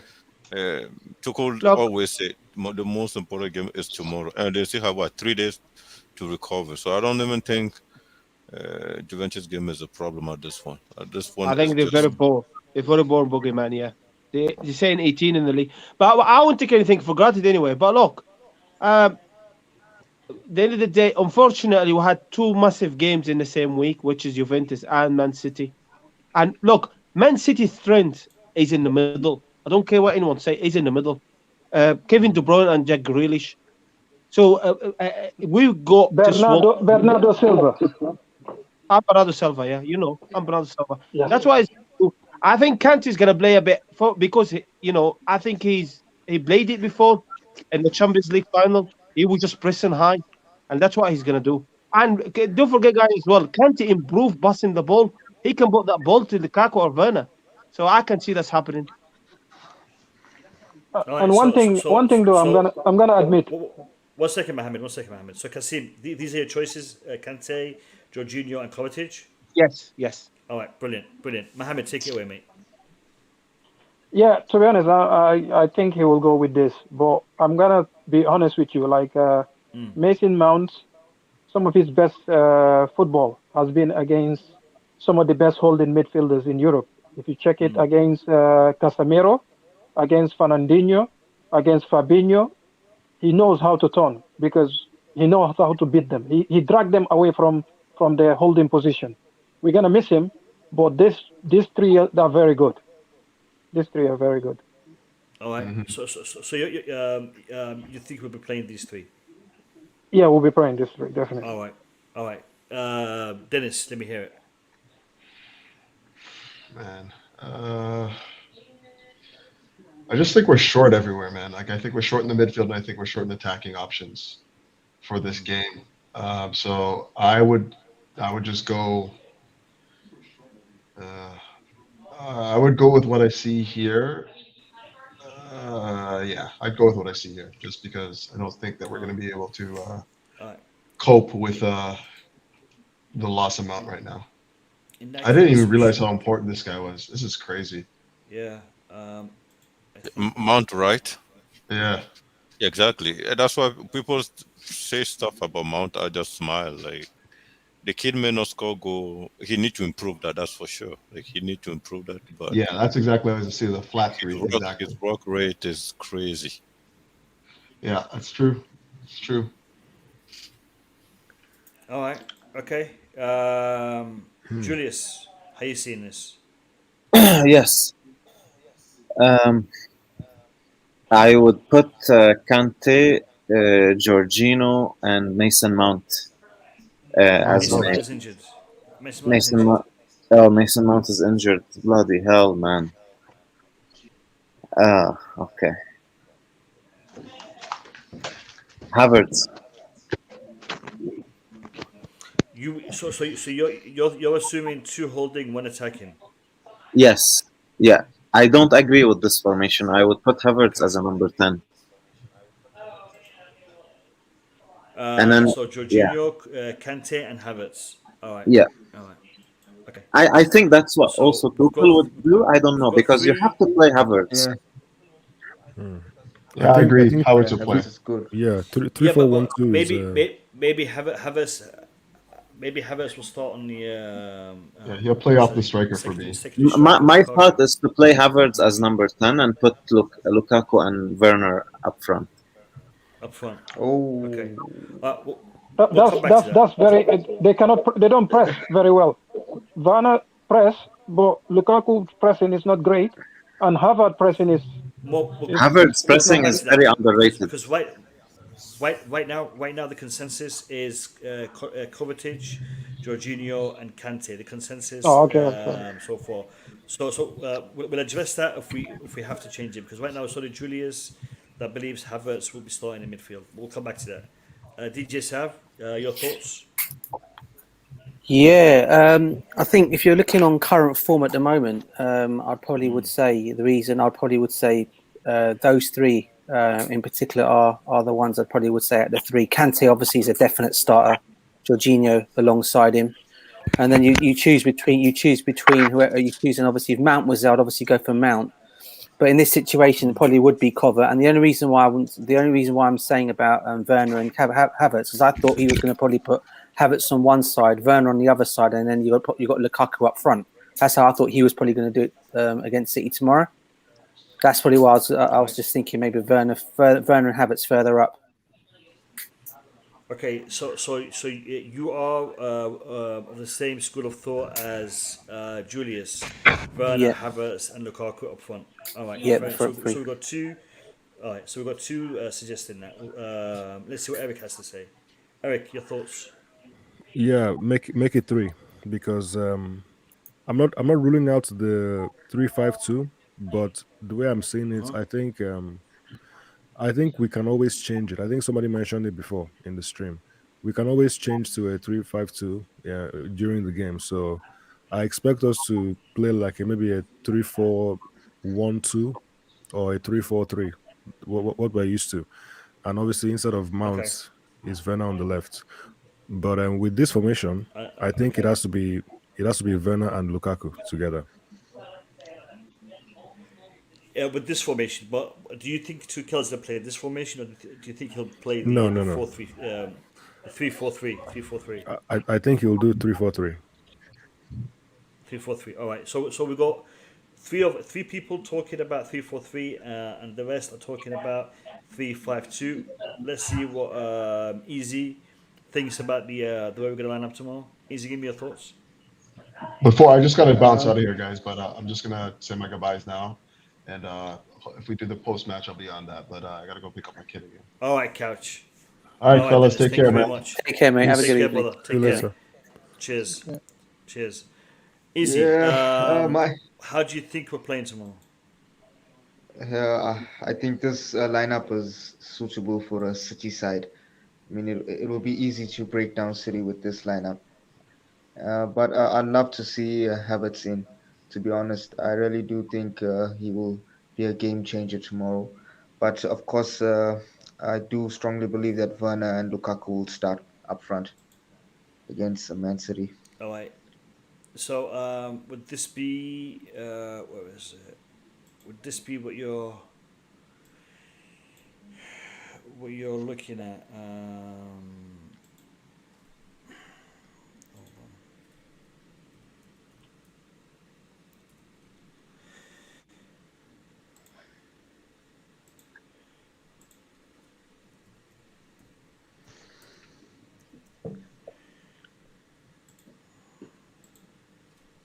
I'm looking at two up front and Havertz behind them. You know what, Julius? I have to ask, because if you think Havertz is a number 10, that's what we all thought he was before he signed for Chelsea, I'm assuming. But he hasn't really shown that creativity. Is he good enough creatively to be a number 10? I think he is, but the problem is I don't want to judge his last season completely. I just want to take some the last portion of it and this season. Havertz also is very good at pressing. He's very underrated in that department, I think.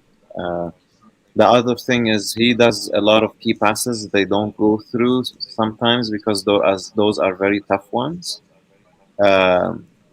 You have to also consider that with Tuchel, I've realized that there is a lot of switching positions between the players throughout the games. So if he's starting there, that doesn't mean he's fixed there. He could be switching around with Lukaku sometimes or with Werner. He could even switch it throughout the game to put it two behind as kind of acting like supporting inside forwards with Lukaku up front. Yeah, that's fair. It was very interesting in that Spurs match when Alonso was the right wing back and Aspi was the left wing back. I think that was the most interesting match where things were changing all the time on the pitch. Yeah. Also, the other thing, like Eric, is that Lukaku, from what I've seen him at Inter, he likes to come. He likes to come a lot from the right. He's not. He doesn't play purely as like a target man up front. He does come from the right side quite a lot. So I think with Werner up front, I could see Tuchel mimicking the system that was used with Inter Milan with Lukaku and Lautaro Martinez as well. Because Lukaku is actually very good at crossing the ball side to the side. So you know what, guys? I think both formations, this and the other one that we had on the screen with Kovačić, could be utilized tomorrow. I think maybe this will start and then that will be the second option, or we can start that way and this will be the second option depending on what we want to see happen in the game. It's going to be one of those matches where I think we could see multiple formations being employed. What do you guys think? For me, I think because of because of what happened the last 2 games when we didn't start well, and he had to do that substitution. He's not going to risk it. I believe that he will start with the 3 in the middle. It's not going to, because if you do that against City, we might be blown away in the first half. He's not going to risk it. I agree with you. He's not going to take that chance to say play 2. If it doesn't go well, we change it. It's not going to happen. The chances Aston Villa had, or the way that counter Reguilon has against us, if City has that, they will score. Tuchel is not going to take that chance in this big game. No, but is it a risk? Is it a risk? Because we've seen. It's a risk. If they overrun us now, they're overrunning us in the middle. Because you know why?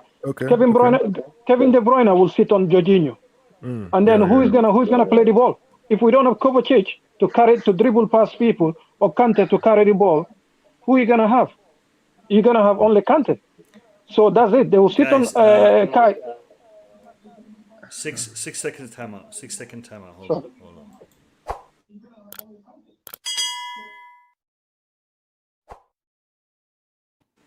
I just like it. Go on. Carry on more. Sorry. I mean, if they sit on, I made it shorter than yesterday. I made it shorter than it was yesterday. Yesterday was too long, so I made it shorter. Yeah, if they sit on Jorginho like Aston Villa did, even the League Cup we play, is it the Carabao Cup?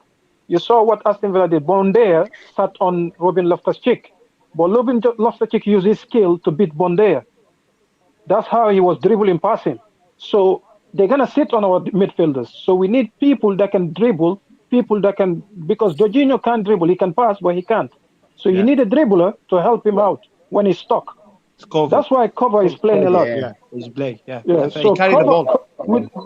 He carried the ball. Cover beat 2 midfielders. Then all of a sudden, Lukaku is wide open, and Kai, if he's playing with Kai is open. And that's what Mount used to do to Fernandinho. When Fernandinho come close to him, what does he do? He turns him around. As soon as he turns Fernandinho, there's an open space. Georgie can't do that. Yeah, I agree with Mo. It should be interesting. Whatever it is, it should be very There is not going to be one rule though. That's going to be changed. The game. No, it's going to be changed. If it's any other team, I think he will play the 2. But because of the way Aston Villa and now Zenit did it, teams are doing it. They're sitting on Jorginho. Yeah. If they sat on Jorginho, we need other 2 players that can carry the ball. And even the thing is that the midfield of 2 with that pivot, with the formation, I personally think we need a player who is more dynamic in like Kante, who can play that 6 role if it's needed when someone sits on maybe a Jorginho or a Kovačić.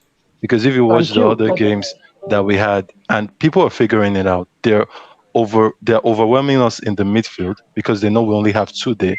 And the moment they do that, it's just easy for them because all they need to do is mark out these 2 players and we're done. But that's why this Kante, Kovačić, and Jorginho, it has to be done tomorrow. If Tuchel doesn't do it, if he doesn't do it and we win the game, it just shows how brilliant he is. But I personally, from the games we've seen, people are figuring it out and they know the key to this system is the midfield. Most games, if you win the midfield battle, if you win the midfield battle, you've kind of won the game in a way. So that's a place that we need to really, make sure that we're tight there. The issue is that the issue as well that the opponent as well. When you play Man City, if you make a mistake, you're gonna get punished. It's simple as that. You're not playing Villa, you're not playing Tottenham. Man City is completely different, and you really don't want to be behind and start chasing the game. That's why I agree with Mo. This Kovačić will carry the ball because you know Jorginho is only a passer, and he doesn't dribble. Kovačić can do that. And Havertz, that's the fact. Havertz has not been in good form as well. Jorginho is more than a passer, though. He opens spaces. No, it's more than he's a creator. No, you see the I pitch, but what I mean, he's not dribbling. If you block him, if you block him or whatever, what he does, he limits our because you need somebody to beat the guy. And City don't have good midfielders that can, apart from Fernandinho and Rodri, they don't have anybody who can tackle. And none of them will tackle cover. Not Silva, not De Bruyne, nobody. He will beat them all one-on-one. Yeah. And that will create space for us. Then, but I just can't see Havertz being benched after destroying Diaz 3 times. Havertz only destroyed them once, though. It was only the final. He didn't do anything in the 2 previous games, though. He did. I think Werner actually destroyed them more if you look at the past games because he played 3 times against them. He had 2 assists in the 2 games. And in the final, Quadra didn't have an assist. But that run he made as a decoy for Havertz to take the middle space was really important for that goal. So Havertz, he has to step up. He really needs to. Creatively, he's not. You remember what you just talked about? What did Mount did to Gundogan on that play? And when Mendy lost the ball to Chilwell, and Kyle Walker was coming to Chilwell. What did Chilwell do? Pass it to Mount. Mount spin Gundogan and pass it to Werner. Did the run to take out to take Silva away. Mount. Okay, you see the spin Mount did. You see the spin Mount did on Gundogan. That's what cover is good at. And that's how you beat City. Yes. You need to move their midfield. Yes. You have to dribble past their midfield. You have to beat them. That's why I was saying early more. You see, that's what Liverpool does. Liverpool run past them. City midfield, you don't pass them. You run past them or you dribble through them. You cannot. Because Pep Guardiola block all the lanes. When you check it, if any of you check Pep Guardiola's team, they block lane, passing lane. So what you do, you need a dribbler or a runner. A dribbler or a runner against Pep. I don't think Pep has blocked any lane with Chelsea because after the game against us, Pep himself said, listen, man, this Chelsea team, they open you so widely in the middle, and they have 2 technical midfielders that you don't know what to do with them. They can pass the ball, they can dribble. Thank you. So at the end of the day, you just keep running, and you don't know what to do at that point. Chelsea team is one of the complicated teams he ever faced. So, sorry. Do you agree? Do you agree with his analysis of the way we play? Who's that? Pep? Pep's, yeah. Oh, yeah, Pep. The other thing I keep saying is, for some reason, our first halves, people like Alonso don't open the game. They need to hug that line all the time because we have really 2 good technical players in the middle. They can see you, they can dribble, to just keep open it. Because when, someone say, Aston Villa, Zenit, and Tottenham, they flood the midfield. They just sit on Jorginho and just pushing us physically. But the problem is Alonso feel like he has to come in and help. Most of the James feel like he has to come in and help. But that's not the way we normally play. They have to keep open it. But the thing I also noticed that the whole thing changed because of Lukaku introduction to the team. Because when Werner used to be there, we have a first line of defense. They all press. And then then you have James and Alonso or Chilwell that open the game. So and when you have the front line pressing, you have Jorginho have a lot of time to find a place and dribble. But now we don't have any. Lukaku does not press pretty much. He's just there to score the goals.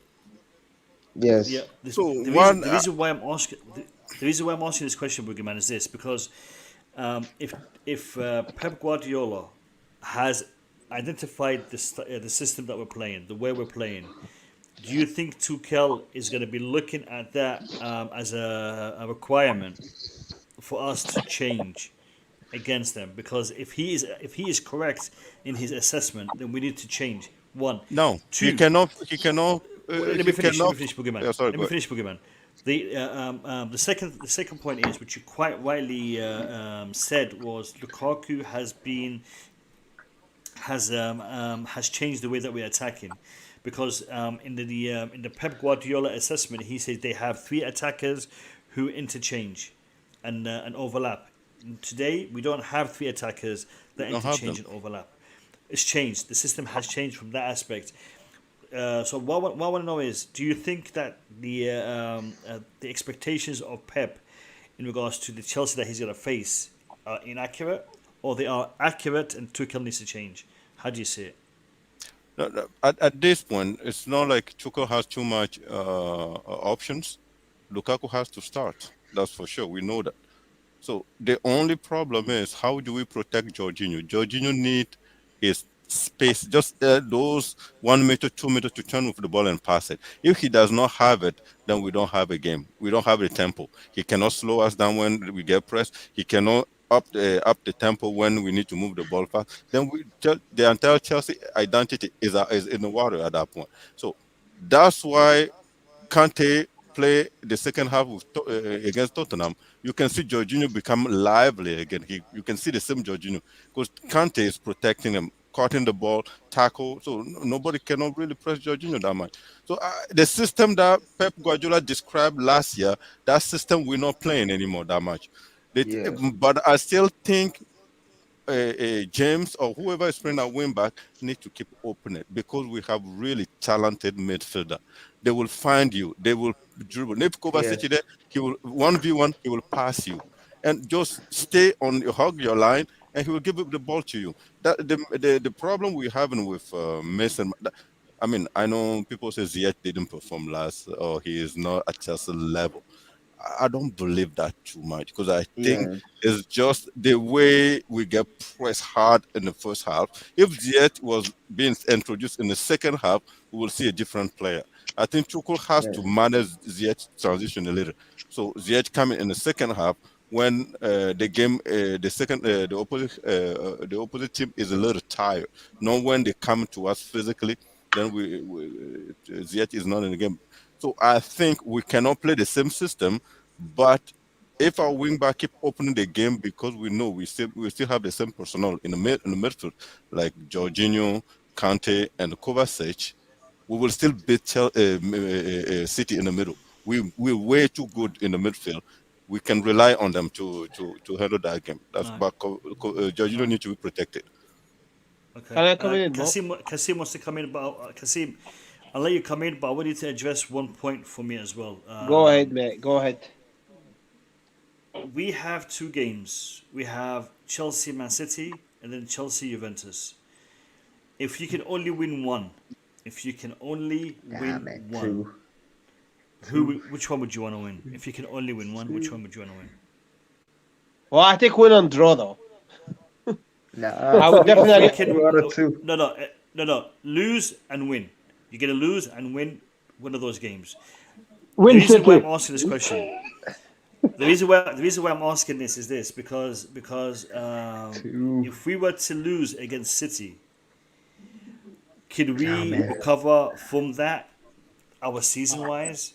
And if we were to lose against Juventus, would we still qualify for the next round? Easy. We'll qualify easy, mate. I think if I choose to win one, I think Juventus want to win that one. Because if we beat Juventus, that's 6. 100%. Because if you beat Juventus, that's 6 points, and we've got that it's easy team to win it, to beat him home and away. We're qualified, and we can. Are you going to ask me the question? We already won the Champions League. I'm not asking the question. I know you won't ask me. Sorry. I'm gonna let you sit back and stew for a little bit. Yeah, I think Juventus game is priority to me, mate. Because if we beat Juventus, after that we'll play that easy team home and away in a row. That's Yeah, but 6 points. listen, Kasim, listen to me. If we lose against Juventus, we are still able to get out of the group. We are still able We'll go to go second to though. the, yes, Second. regardless, first or second to me doesn't matter no more because we've won groups before and we faced against tougher opposition if we had come second. So winning or losing the group is not a big deal. I think the biggest deal for us is the Premier League title and beating Man City. It's not only us getting the 3 points, but it's taking the 3 points away from them, starting to build this gap because right now we're on 12 points, they're on 9 points. We win this game, we're on 15 and they're still on 9 points. You know what I mean? So I think we need to look at the table a little bit. All right, I take it back more, and I said City's goal is important. Then City's game, not yeah. But you know, the City game is not a final. City's game. We want to win. We want to win both of them games, and we will Absolutely try to win both of them games.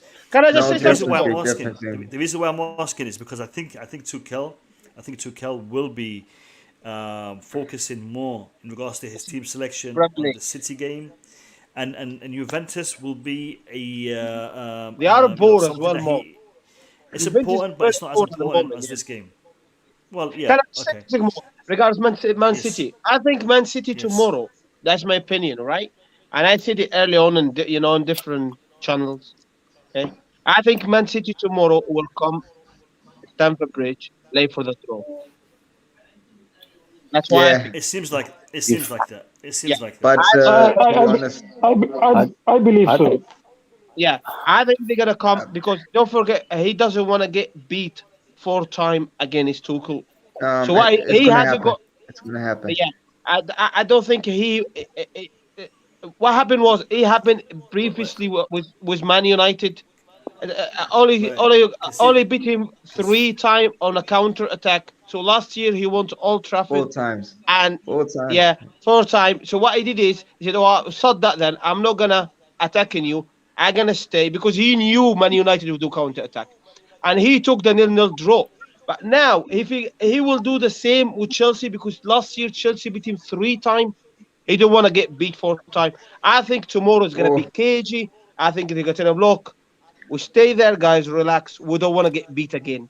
That's what. That's why Manchester City doesn't know how to play for the draw. They did that against United. That's what I was saying, Bogeyman. Not only against United. They did it against Liverpool as well.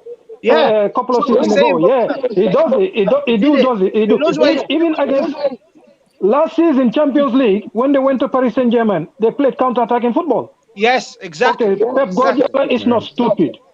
They will play counter-attacking football. Stupid more. He knows what he's doing. No. But I think we're giving too much importance to the Man City game. Nah, man. Hold up. Listen. I'm gonna use this from now on as a timeout for people. So.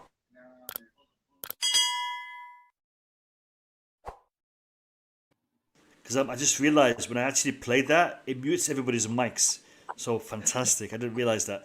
Listen, people, we've been talking for a couple of hours. Now, I know my streams have been notorious for going for a very long time recently, and I don't want to do that because we need to get some sleep and we need to wake up early for tomorrow's match. I want to give everyone a couple of minutes to give me their final thoughts on the game tomorrow, and then we're gonna conclude the stream. I'm going to start with the newest person on my stream, which is Easy Smoke. And I think Easy Smoke is actually not a Liverpool fan. He's actually an undercover Chelsea fan. Really? To get some information for us. Easy, give me your thoughts on tomorrow and give me your prediction for the outcome for tomorrow's game. You know what? Going into tomorrow's match, I don't see Man City going to win. To be honestly, Chelsea going to thrash them. And that's what's going to happen. I mean, it's going to be like 3-0, 3-1. And going into Juventus, Chelsea is still going to win, man. I mean, some fantastic ball from Chelsea over the past 6 months. It's been unbelievable under Tuchel. I mean, a massive change. But City going to lose. And City got nothing on Chelsea. I mean, you look at it, the investments that they made over the years, and still no Champions League. I mean, all respects goes down to Chelsea. 3-1 Chelsea. Big up, Easy. Thank you for taking part in the stream today. It's been a pleasure to have you on, and hopefully we will see you in future streams. Cheers, my mate. Thank you. See you later, mate. Take it easy, mate. Take care. Take it easy, mate. Take it easy. Take it easy. Cheers. All right. I'm gonna give Sammy the second choice. So, Sammy, let me hear your final thoughts on tomorrow's game, and also your predicted scoreline. Yeah, so just the fact is that this game is not as important as I think we're making it to seem. I do feel that what is important is which team can go on a run, on a winning run. So either winning or losing the game tomorrow doesn't mean you win the league. So personally for me, I think the Juventus game for me is more important because I want Chelsea to actually top the group. And yeah, for the score tomorrow, I'm going for a 1-0 because as much as we've been beating City, it's always been close. It's never been big margins. And sometimes you could argue that we were a little bit lucky, like the Aguero Panenka and all that. So yeah, I'll go for a 1-0. And yeah, hopefully we win the game. All right, brilliant. Sam, always a pleasure having you on, mate. Thanks for taking part. Cheers. And, Cheers, man. Hopefully we'll see you in the post-match tomorrow after the game. Oh, okay. Sure. Cheers, Sam. Take care, brother. Bye-bye. All right, let's go with DJ Sav. DJ Sav, give me your... I know you don't do predictions, but give me your overall assessment. Yeah, overall, mate, I think we're going to win tomorrow. It's going to be a very tough game. I still never underestimate Pep's teams. And also, it depends on the other thing. I think what people got to remember is watching Chelsea over the years, and even to now, I've always seen it. If we start the first 15 minutes rubbish, like we did against Aston Villa, they will absolutely pamper us proper. They will do. We got to just make sure that we don't start like that. If we don't, and we can keep the game tight, yeah, I can see us winning this game. I really can do. I think we'll be tough for them in the end. I think we'll shine tomorrow. I think we'll win. Either way, we'll win. Yeah, I love the positivity. I think so. I think Tuchel is in Pep's mind, and he wants to stay there. He wants to keep him occupied with the aura of being his boogeyman. That's a good one. Hey, Tuchel is Pep's boogeyman. There you go. Job done. Cheers, DJ. I'll see you. Thank you, DJ. No worries, guys. Take care, guys. Peace out, everyone. Everyone in the comments. Take care. Bye bye. Take care. Take care, man. Bye. All right. We'll go to Mo. Mo, give me your assessment of the game and your score predictions. I think if we don't have a red card, I think it's 2-0 Chelsea. And have you been watching my channel today, Mo? Have you been watching my channel? Wait. Who's the referee tomorrow? Who's the referee tomorrow? Is he someone bold? If he's someone bold with the problems. No, it might be. Michael Oliver is even worse. People think the other one, Anthony is crazy. He hates Chelsea because it's from my neck of the woods anyway. I live just a mile away from him. The bald-headed Anthony Taylor. Okay, but if it's Michael Oliver, he always gives the other team a penalty against Chelsea. So without that, I don't see City scoring against us. To be honest with you, if Chelsea play the way they're supposed to play, it's either we win 2-0 or the match ends 0-0. I don't see City scoring against us if it's no red card or anything like that. And I'm pretty confident about that. So I don't know. Maybe he will come and bite me, but I'm confident about. That's my prediction.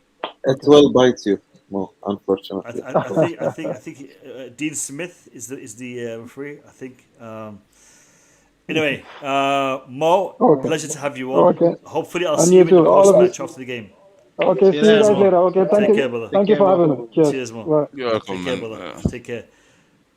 All right, we'll go to Eric Blue. Blue. Yeah, how are you guys? How's everyone doing? You're all right, bro. How's it going, man? We're good. Yeah. It's good to finally hear your voice, man. Yeah, it wasn't. I wasn't around for the last stream. I've just been listening recently.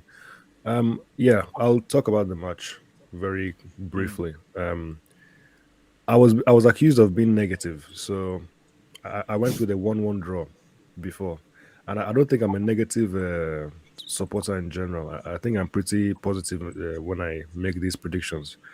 So you know what? I'll change it. I'll say 2-1 Chelsea, even though I still think it's going to be a draw. For some reason, I feel like Man City will score. So I'll say 2-1 Chelsea, and if Chelsea, like Mo said, if Chelsea play at their best, we should win this game. There's no doubt, but we'll have to wait and see. Yeah. Yeah. I just realized something. I've got two people on my panel. One is called Mo, the other one is called Kasim, and I am Mo Kasim. So it's going to be problematic to try to. We have to. Yeah, you told me you were going to change it. I was waiting for. That's right, QNTV Mo. to appear on Bloody your hell, mate. I'm gonna have to sort this out. I'm going to sort this out, The Mo. spelling is not the same, right? The pronunciation maybe. Yeah, but in Arabic, boogeyman, we just call the same Qasim. Same name. Qasim. You know, same name exactly. But in English, you spell different. Yeah. Yeah. Well, Eric. You know brother, them ones. Yeah, you know them ones there. Eric, brother, I will see you in the post-match tomorrow. Hopefully to celebrate a win, not a draw, and not a loss. Yeah. So, Eric, we'll see. If your man Lukaku does not score, you and I have a problem tomorrow, man. We'll get back to Lukaku later. I'll wait for you till I'll wait till May, and we can have a discussion about Lukaku. You know what, Eric? You know what? There was a certain panelist. Actually, there's two panelists that are still in my stream right now that said Lukaku has a problem scoring in big games against big teams. Do you remember? Do you remember that comments? Yeah. I know. So I'm hoping tomorrow to see them in the panel, and I will remind them. Not today. I'm not buying that between me and you. Look, I'm not bothered, because for Chelsea, look at the games. Look at the big games. People who want to criticize Lukaku for not doing much in the big games for Chelsea this season so far. How much service did he get? So I take things in context. So I can't just. Nice one, Eric. Yeah, nice one. Yeah. So that's it. Yeah, but see you guys for the post match. Eric, if Lukaku doesn't score tomorrow, me and you have a problem, bro.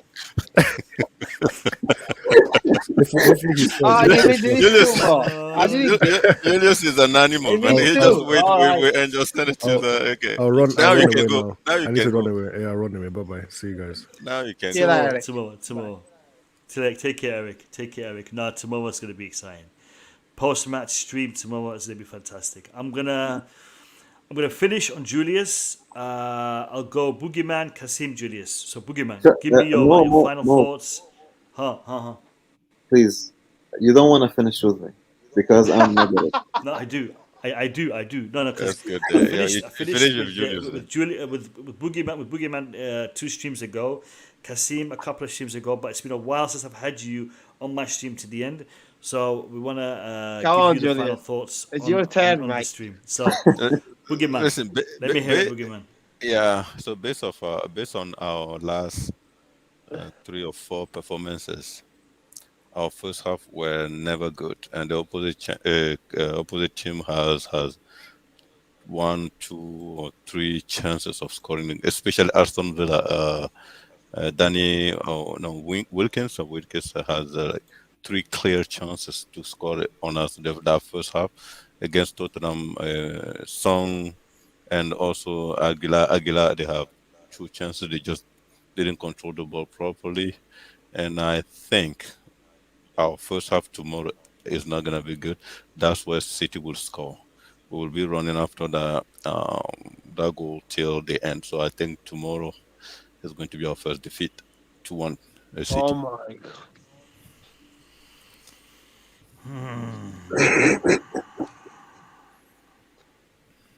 I think you did really good not to finish with me, right? That's what I was warning him because. You know what? We're giving away T-shirts, Chelsea T-shirts after we win 10 games. If Boogeyman keeps predicting these predictions and they're coming right, we're not giving away. And we keep winning. No, we keep winning. Every time I predict, mate, every time I predict, Boogeyman predicted we like that. keep winning. So it's good actually. Okay. But that's how Well, I feel. well, yeah. I Listen, just people feel in the like chat. People. yeah. Go on. Go on. I just feel like tomorrow, based on our first half performances, tomorrow City will try exactly the same thing. They will try to come hard on us. If Tuchel trying to be smart and trying to be like doesn't want to protect Jorginho, like those three midfield you put there, they have to start the game for me. They have to make the contest really serious from the beginning. Not trying to think too much about Juventus game. We go for it. We win that game. And if those guys have to finish the 90 minutes, that's so be it. And Loftus can come in. Loftus have shown a lot of promise last game. He can come in for Kovačić if Kovačić is tired, coming from someone else. But if Tuchel goes there trying to be arrogant, like trying to play two midfielder, like two out of those three, first half we have problem, serious problem, because City had the quality to actually create, to score, finish all their chances. Well, City are a top team. City are a top team. So 100%. it's not going to be an easy game tomorrow. It's not going to be an easy game tomorrow. Listen, people in the chat, just I want you to know that we will be giving away 2 Chelsea shirts as soon as we hit our 10th win. So make sure you are following this channel on Twitter, on YouTube, on Instagram. We will be giving you details on how you can win the shirt once we win our 10th game. I will put a tweet. You'll probably have to just retweet it and give me your YouTube account and your Twitter account, and we will be selecting a winner. We'll be selecting 2 winners. So sit tight for that, and make sure you're subscribed to the Blue Lounge to qualify for that. Boogeyman. Yeah, go on, Boogeyman. Can I say something quick? Yeah. I like Josh. Was it Josh B? That I'm still looking for the guy that told me I'm wrong the second time or you're wrong again. That kid. If you listen to me, just come back and talk, because I would love you to be part of the winning team. It was either Josh B or a guy called David. Because there were whatever 2 youngsters you are, that came on that stream. whatever you, when it was Josh and some whatever other guy. you are or whoever you are, come back, talk. Because listen, you can win it. Why not? Give yourself a chance to take it. Okay, yo, thank you very much for having me. Kasim, Cheers, Boogeyman. good luck. Yeah, Julius, See you, bro. See you. see ya. Bye. Take care, brother. See you at the post match. In the post match tomorrow. City are humiliated tomorrow. Yeah, hopefully, because 4 defeats to Tuchel, yeah, it is humiliation. Kasim, mate, tell me how you see this game pan out tomorrow. Score prediction. Well, I said it. I think City coming for the draw 0-0. It's very obvious what Guardiola gonna do. He's not gonna come attack us. He hasn't got even a striker, mate. Right? And don't forget, De Bruyne is half fit. He just played the middle of the week. They rushed him for injury for that game, more because he lost 3 times. So I'm worried about Grealish, but I think I agree with Boogeyman to set an extent about we need to start good tomorrow. It's not because they're better than us. We need to start good because last 3-4 games we've been very poor first half more. You know that. We cannot afford to do that against a big team like Man City. We cannot do that. They punish us. They won. And the question has been arising is, because we never came from behind more. We always score first. That's something you need to ask, Can we come back? Because we always score first. So we need to start very good. But I think tomorrow, I predicted 2-0 Chelsea. He's going to come for the 0-0, and Chelsea going to set, and they're going to punish him 2-0. I think Chelsea will win tomorrow. Because I think Man City toothless in the front, mate. They haven't got a striker. I think Jesus is very poor. I think they probably... Because if this 3 set more, Kante, Jorginho, and Kovačić, they will push Man City wide. And if Sterling or Mahrez being marked, that's it, game over. That's exactly what happened in Champions League final. So it's very crucial. To beat Man City, we've got to win the midfield. But that's the death trend. Not the attack, the midfield. And in order for us to win... This comment...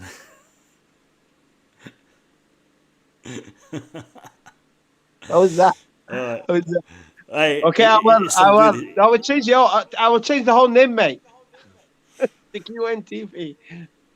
So for us to win tomorrow, it's two things to me. You start very well, especially first half, and you just midfielder. We'll go to both at three in midfielder. I don't. We're not gonna miss Havertz tomorrow more because he's been bored anyway. So that's my opinion. We're gonna win 2-0 tomorrow, and we'll be happy tomorrow with 3 points. All right. Well, of course, we'll be happy with 3 points. It's actually going to be 6 points. 3 points to us, 3 points away from them. They are title contenders. They are challenging for top 4 this season. So it's definitely going to be a 6 pointer for us. Yes, I agree with people saying it's early doors in the season, but they're all going to count. They're all going to count. But do you agree, Timo? Do you agree with me? We've got to start well tomorrow, can't we? Yes, of course. We haven't done that for the past few games, and we need to change that for tomorrow, definitely, especially against City. So big up to you, Kasim, and I will see you in the post match. Thanks for having me again, Mo. You're a top man, Julius. Thank you very much, Habibi. Salam alaikum, Julius. No worries. Alaikum. Yo, salam alaikum, Mo. Thanks. Tomorrow, hopefully, good news, and we celebrate tomorrow. Inshallah. Okay, Yalla. Ma salama.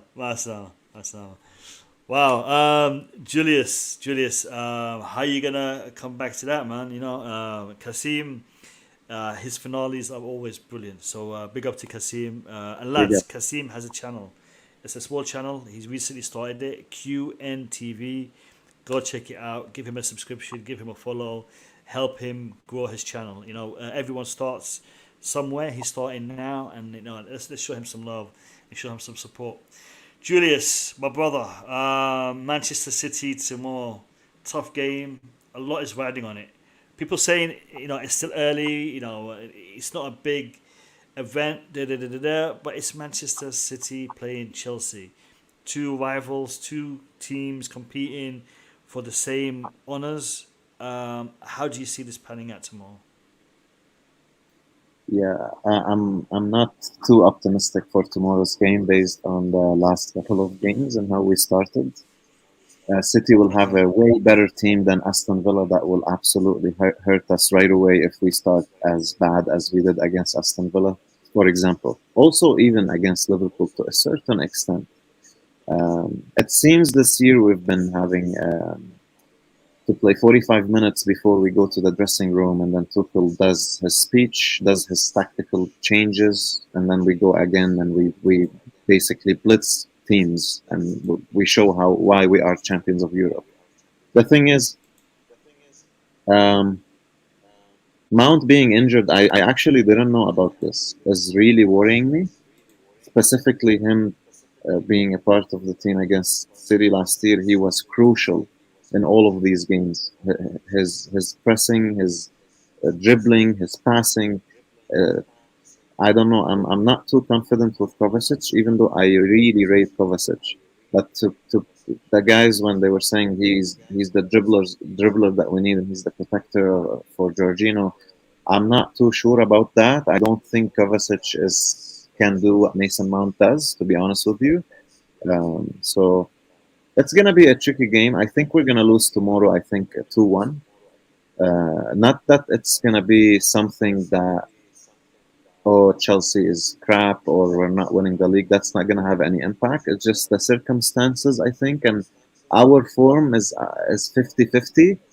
If we start the game well, we can win it. If we don't, I'm not so sure. And I want to say something controversial that a lot of people might not like. I don't think Lukaku is going to have a good game tomorrow.